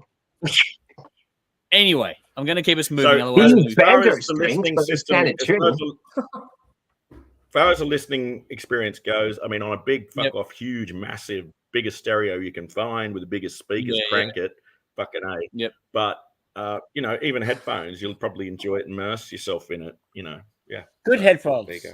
Yeah, good headphones. Good all right, Conrad, let's go back to 1992. How were you listening to this album when it came out? Oh, God. I was playing it in a record store. It was being played in a record store. There were good systems there. Yeah, they probably had decent music. Being a record store over a system. Yeah. It wasn't distorting the speakers. It wasn't distorting the speakers, but you do have to be careful with that because it has such a low-end frequency rumble. Yeah. So you've got to be careful on, obviously, when you're playing it, you don't distort your speakers. You don't want it fucking making that farting sound. Yeah, but at the same time, it's mixed in such a way you don't have to play with the EQ to make it work either, which is good. Like you don't have to at all. Like it works, which is fine. But there's an exception to the rule. Yeah, and I'll tell you what the exception is. Rule. It doesn't matter what you listen to on. Electric Wizard still fucking sucks. Doesn't matter what you listen to. I agree. Shit band, shit album. All right, we're going to keep us moving to get out of here. All right, so Lee says, Kyuss even wrote a song about Dave and the circus leaves town, 1 Inch Man. So there we go. There's Lee. Do you want me to prove that, dude? Oh, no, we don't, Dave. We'll get banned. DJ says, but Dave paid Stoner Rock. You'll like this, Dave. Please vote his boy. That's like Caitlyn Jenner voting on her favorite testicle. Hey, do you know what? I don't even know what fucking Stoner Rock is. How the fuck is Fu Manchu anything like Kyuss or Corrosion of Conformity? I don't get it. The only thing I can say about Stoner Rock is you don't remember the albums after you listen to them. You have to be fucked up on drugs to enjoy this shit. Anyway. Wasn't there a joke somewhere in there? I felt like, what did one Stoner guy say the other guy when he was doing drugs? Like, what is this shit music? That's what I made the first week we did this shit. Yeah. Why did the Stoner Rock fans say when they ran out of drugs? What is this shit music? Yeah. All right, Basher says, I survived grunge, disco, fucked the pub rock scene in the second half of the 70s and most of the new wave, ska, punk, and new metal. So there we go. Oh, shit. And it always comes back to the same basic shit. We go through all these fucking trends, and the good stuff always shines through. You'll enjoy the next battle a lot more, so calm down. No, I won't. I guess Black Sabbath is in it. No, well, here we go. Because, he'll enjoy the next series more. But anyway, so this is where it gets interesting because we have to make a decision here, which we've brought up briefly in the chat, but it hasn't really had a lot of feedback from Dave thinking it through. And I'm okay with it as long as we keep things on point. We have to keep moving next week. We have to really move next week. We're going to do this one. So we did it last year where we went through, and once we got to the 7th round, we went, okay, fine. We've listened to everything. Now it's just, okay, the final 3 rounds just go bang, bang, bang at the end of the series. No reviews, just make a choice. Shut up, Dave. Yes. I like that. I think that's a great idea. And I'm open to using that as the template going forward for all the battles to do, as opposed to rehashing. By the time we get to this point, we've done every album twice. Pretty much, we know them, so just fucking pick. I think we can confidently do that next week. Go through the 3 albums, unless there's any dissent. Like Jeff, you haven't said anything there. You're okay. No, I'm happy. What are the 3 albums that are left? Well, I'm going to go through that now. So there's 4 albums to go. Obviously, we're at this point now. So, and Belle, you and I have to talk about, because there's going to be a lot of polling to go through, because we have different brackets from the audience and us and stuff. So I'll have to work those out. Yeah. Cool. But just if we're going to do this one, this is how it's going to play out. Okay. So we're going to have, for us, for our battles, we'll do audience polls on top of this one. It'll be Corrosion of Conformity versus Black Sabbath. And then it's Clutch versus Down for us. And then out of those 2 rounds, the winners of those, we'll pick the ultimate winner out of those ones to go through. Next week, all up. And then we move on to the next series, which is Belle. We'll have to do more polling again, because the next series after this one is going to be pitting albums from a particular year of the 90s. Now, Belle did some results for me on the most popular 90s years. Now, I think 1991 was the most popular year. 1990 and 1992 were a tie. So I'm tempted to make this a 1990 versus 1992 round by round battle thing. So I won't be able to wrap it up the same way on the next series, because we won't listen to the same albums twice kind of thing. But it's like the 10th most popular versus the 10th most popular, 9th versus 9, 8 v 8, so on and so forth until we get through to 1. And then whichever has the most rounds as they've won it is the winning year, so to speak. So that's what I'm thinking of doing for the next one around, but I'll need to get some polling to see what the top 10 albums of those years are. So that's why there's going to be a lot going on. So, Belle, I apologize in advance. There's going to be a bit. But, yeah, for us next week, the 4 albums, just so everyone it'll be in the playlist, Corrosion of Conformity, Black Sabbath, Clutch, and Down. And from those ones, we will pick one ultimate winner at the end of the day after we go through a couple of rounds to see how things play out. But that's what's going to happen next week to be the finale of this series, and then we'll move on and do something different to have a bit more fun. It also allows us, if doing it this way allows us to do more as the year progresses as well, which will be more fun for everyone overall. All right, time to wrap this up and get out of here. Time to go to the bin, because we'll have the rest of the usual stuff like songs of the week and all that stuff coming up as well. We're going to map out and check out our playlists. You know what to do. But bin time, Dave, over to you. Playing with fire. I know. Okay. If you're paying attention last year, I was putting forward a lot of singles from Amaranthi. Their album, those singles were really interesting me. They had some cool stuff. They released their album this week, and if you checked out their music videos, they were really highly produced and very vibrant in color and production and everything. Their album cover fucking sucks, man. It looks so fucking cheap in AI. You would think when you're putting this much work into your music videos leading into this, you would come up with something really engaging and vibrant. Man, the album cover sucks. Is it on Spotify? Yeah. Yep. It just looks like AI, cheap fucking. But if you check out the music videos last year, they were fantastic. Just really disappointing. Yeah. I see what you mean. Yeah, I get that. It's all right. It's kind of got a sci-fi kind of look about it. It looks really flat, 2D. Yeah, I mean, it's 2020. It's 2024, man. Yeah, but check out the music videos they released. That's what I was going to say. The context here is the videos they put forward are really heavily graphic. They're really well produced and engaging and fucking vibrant and colorful and so much different layers. And they come up with this piece of shit for the album cover. It doesn't seem to match their sort of vibe generally as band. It's really disappointing. So that's your bin for this week, Dave? Yeah, shit album covers. There's shit band names. There's some really shit band names around these days. You used to be able to see a band and feel like, that's cool, I want to check out their music. Now it's just like, what the fuck are you on? I have no interest in checking out what you're about. All right. Jeff, what about you this week? I had to fucking swallow that one. Okay. That's what she said. In the context of tonight, mate, that's a good one. Like this whole night is just, yep, all right. Can I go last? I'll be back in a minute, sorry. Yeah, sure. All right, look, I posted my distaste for the Rock and Roll Hall of Fame induction of 2024 because I looked at the list of fucking bands and I went, what in the fuck is going on? Okay, there's some great bands here. Peter Frampton, yes. Okay. Oasis, I'll give it to him. But Foreigner and Dave Matthews, yes. And Ozzy, of course. Ozzy deserves to be there. Yeah. But A Tribe Called Quest, Mary J. Blige, I'll even give it to Kool and the Gang. They're a band. Sade, who the fuck is Eric B. and Rakim? I have no fucking idea. No fucking clue. Wow. But they're nominated. Like, who the fuck does these nominations? Like, it doesn't change. The last 10 years I've been bitching about it. It gets worse and worse. There are so many bands that are not in there, and so many bands that do not deserve to be there. But how is Ozzy just getting nominated for 2020? How the fuck is Thin Lizzy not in the Rock and Roll Hall of Fame? Yeah, I know. Yeah, how is Iron Maiden not? I know. Yeah, that's a whole thing. I don't want to spend hours on them because we've done it to death. I know we have, but like, that pisses really me off every year, but it's just not worth the hassle. I thought it's a joke. The fucking Metal Gods, Metal Hammer awards are more more. Yeah, they're what's the word? Have more credibility. Credibility, yeah, they're just untouched. I think they're in touch with reality. You know, most of those bands that they've nominated, they're not even rock. Yeah. You know, so fuck them. And they're that's fine. Grandmaster Flash is in the Rock and Roll Hall of Fame, and Thin Lizzy isn't. So that says everything. I know. Yeah, I agree with that. Actually, that's a good point. Yep. Anyway, look, I know we have touched on it many times, and I was just like, it just pissed me off. So I get it. It happens every year, mate. It's just frustrating.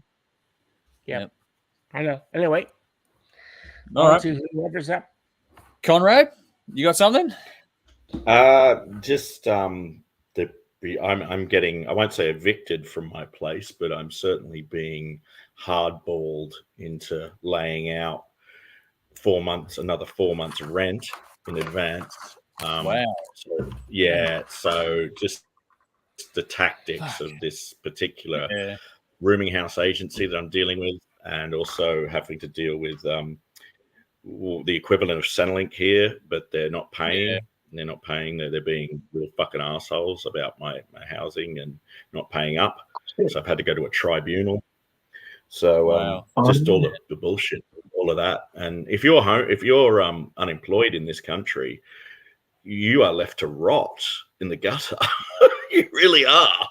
There's no social safety nets here at all to help people, and this is why there's such a homeless problem here, because the government here just doesn't give a fuck at all.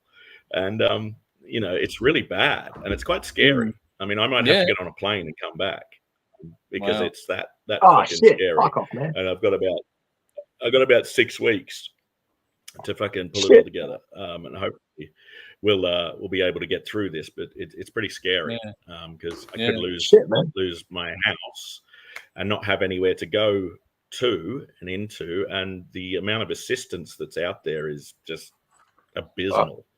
You know, so it's I hope it works out. People don't realize how lucky they've got it in Australia. I can assure you, they've got it very good over there. There's people that moan about how fucking, you know, if they moan about Centrelink over there, I'll just fucking slap you because you have no idea how much better it is over there in regards to social benefits and things like that. Yeah. So I'm not condoning living off them by no means. I believe people should go out and work. No. But I'm working on doing that. I plan on doing that. But it should be a safety net for people to be able to get themselves on their feet if they fall on hard times. You know? And when well, society should be judged on how it treats the least fortunate amongst it. Yeah, and it's just the way that they treat people here. I mean, it's just appalling. It's just fucking absolutely appalling. It's just wretched, you know. So, that's what my goes in the bin. All of that. Fair enough. No, I think I can speak for everyone here that, all the best. I hope that it all works out sooner rather than later. So do I. You want I won't be doing this. Conrad, remember that article I sent you about the guy who got classified as disabled because he was addicted to going to concerts? You should get that benefit, man. That's Sweden. That was Sweden, yeah. That guy. Move to Sweden. Yeah, he's my idol. He's It's an actual thing. This guy gets benefits because he's addicted to going to concerts. I have a picture of him on my wall. He claimed benefits. That would be good. To work. That's right. He claimed that he didn't have to work to the government because he's addicted to going to gigs. Unbelievable. That's great. And he got away classified as needing by psychologists and shit. That's amazing. Wow. But again, in all sincerity, Conrad, fingers crossed, mate. If you need anything, then yeah, let us know. I believe. Yeah, sooner rather than later. We're here if you need. That's always the case. Do keep moving, unfortunately. But Belle, what have you got? Well, my highlight of the week was, a non-event, and I had a bin kind of set aside as a plan B bin if nothing shitty happened, and nothing shitty happened, which is good, right? That's good news, isn't it? Yeah, that's good. So I will go to my stupid plan B bin. Don't remind which is a packaging of it's like a ready meal thing that okay, bring it on. It was given to us. Dane's got a friend that I don't know how he gets it, but he somehow gets all this fake meat, which I eat. I like to make meals out of it. And no one else will touch the shit, but if you mix it in with like heaps of flavoring, it's not bad. It almost tastes like meat. Just listen that back. Heaps of sauce. Oh yeah, no. I'm hearing myself. Yeah. Anyway, so I was reading through the instructions on how to heat this up, and I couldn't believe what I was seeing. And I'm sure I've seen something similar to this before, but it says container and contents will be hot after heating. No shit. Like, what? Really? This needs to be put in writing. To be fair, companies have probably been sued because they didn't put that on there. They got to cover their own ass. I was one of my favorites. A lot. One of my favorites. Sorry, one of my favorites is a packet of nuts with the disclaimer on it. This packet contains nuts. Nuts. Yeah. Making train tasters of nuts. Are you serious? Oh my god. Like when you go to a hotel room and it says on the hairdryer, do not operate in the shower. Yep. That's because, Belle, I don't know if you're aware of this, but there's this whole thing called the Darwin Awards. Yeah. I think I've heard of that, actually. Look up the Darwin Awards. It will very explain cool shit. Why this is a thing. All right. Stupid shit. Yeah. This is a thing because people sue in America. They sue. People don't want to take responsibility for anything. Companies got to cover themselves. They win in America. That's what's fucked up. They win. Like at the Darwin Awards, people who have died as a result of doing stupid shit. Is that what the Darwin Awards Pretty are? much. Yeah. Okay. Yep. Well, look, I mean, I read this and I thought, what? Like, really? This needs to be on here. Yep. So that's my bin. Stupidity. Stupid people. Doing stupid need things. This sort of shit either spelled out for them because they're that stupid they don't realize that that's what happens when you heat something up, or people who would sue if they are stupid enough to not realize that this happens when you heat something up. There was a case in the States of a woman who went and got absolutely completely fucking shit-faced drunk in a bar, got in a car and drove and put her fucking car through someone's house and killed. I think she might have killed some people or seriously injured some people. She then sued the bar got sued. The bar. Yeah, the bar got sued because she got that fucked. Because she got. But in all fairness, that's true because they're supposed to recognize that you're fucked up and cut you off. Yeah. Yeah. And so it's their fault. Forget about personal responsibility and all that shit. Yeah, she had a good lawyer. Let's face it. Yeah, well, I get it. it's system. We don't have the same. I think she tried to sue the bar. I don't know if she got away with it or not, though. They might have just gone. I hope not. Yeah. The whole thing about when they started printing on McDonald's cups, cautions, contents hot on the coffee cup thing. Yep. That was because someone sued them because she went through the drive-through, got a coffee cup in her lap, and spilt drink going over a speed hump, and that's how that sued. Yep. About. Oh, no. The whole Seinfeld where Kramer sued the coffee shop because the coffee was too hot. Yeah, when I did my degree, public liability was a part of the course of doing my degree, so that's where I learned all these things from. That's where the Darwin Awards coming to it. Go and look it all up; it's all there. Wow. Okay, I don't know if I want to. No, probably cry. If you're already feeling less engaged with the stupidity of the world, but probably don't look at it. Speaking of stupid things, I'm going to end this up on a light note. Speaking of very, very stupid and petty, pedantic things, this one here is my bin for the week. And that is, as you guys here know, but not so much outside in the outside world, I do an update with a rundown of what's happening this week and all that kind of stuff, and whatever subject. I'm going to put autocorrect in the fucking bin because every time I bias, it changed it to fucking Kyushu or some other stupid shit like that. So my bin was. I mean, what the fuck? Yeah. Fucking like the autocorrect fucking fixing, for lack of a better term, Kyuss. Like, what are we doing here? Fuck off. Leave it alone. I know what I'm typing. Leave it as it is. Like, yeah, fucking annoying. It's pedantic. That's my fucking bin for this week, and I'm going to stick to it. All right. Final comments from the audience. We got TJ says, SRV, Adam Jones, Hendrix, Keith Richards, just another few stoner guitarists who play through bass rigs. Okay, there we go. Steve Ray Vaughan was not a stoner guitarist, neither was Hendrix. Roland says, I don't mind the Amaranth Alban art. So, Tony, good to see you. Thanks for jumping in. Rock and Roll Hall of Fame is simply a waste of time. I pay them no mind. I don't even get mad anymore. I'm with you, actually. Yeah, it's not worth the effort.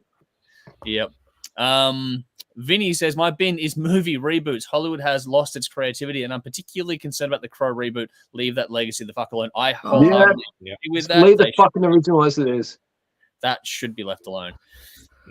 Tony has followed up with, Hollywood is a joke. Well, yeah, that's spectacular. I'm not sure what that's referring to, but TJ says, try work cover. They employ everybody. So there we go. Bugs Bell, good to see you on YouTube. First timer here tonight saying sounds like Conrad needs more communism. Well, we need some help anyway. There we go. What do we got here? Vinny says, following some research, Dave, I've come to the conclusion that the difference between an abandoned bus stop and a crab with breast implants is one of a dirty bus station and the other is a busty crustacean. Oh my God. Wow. Your doctor now at this time of night, don't do that.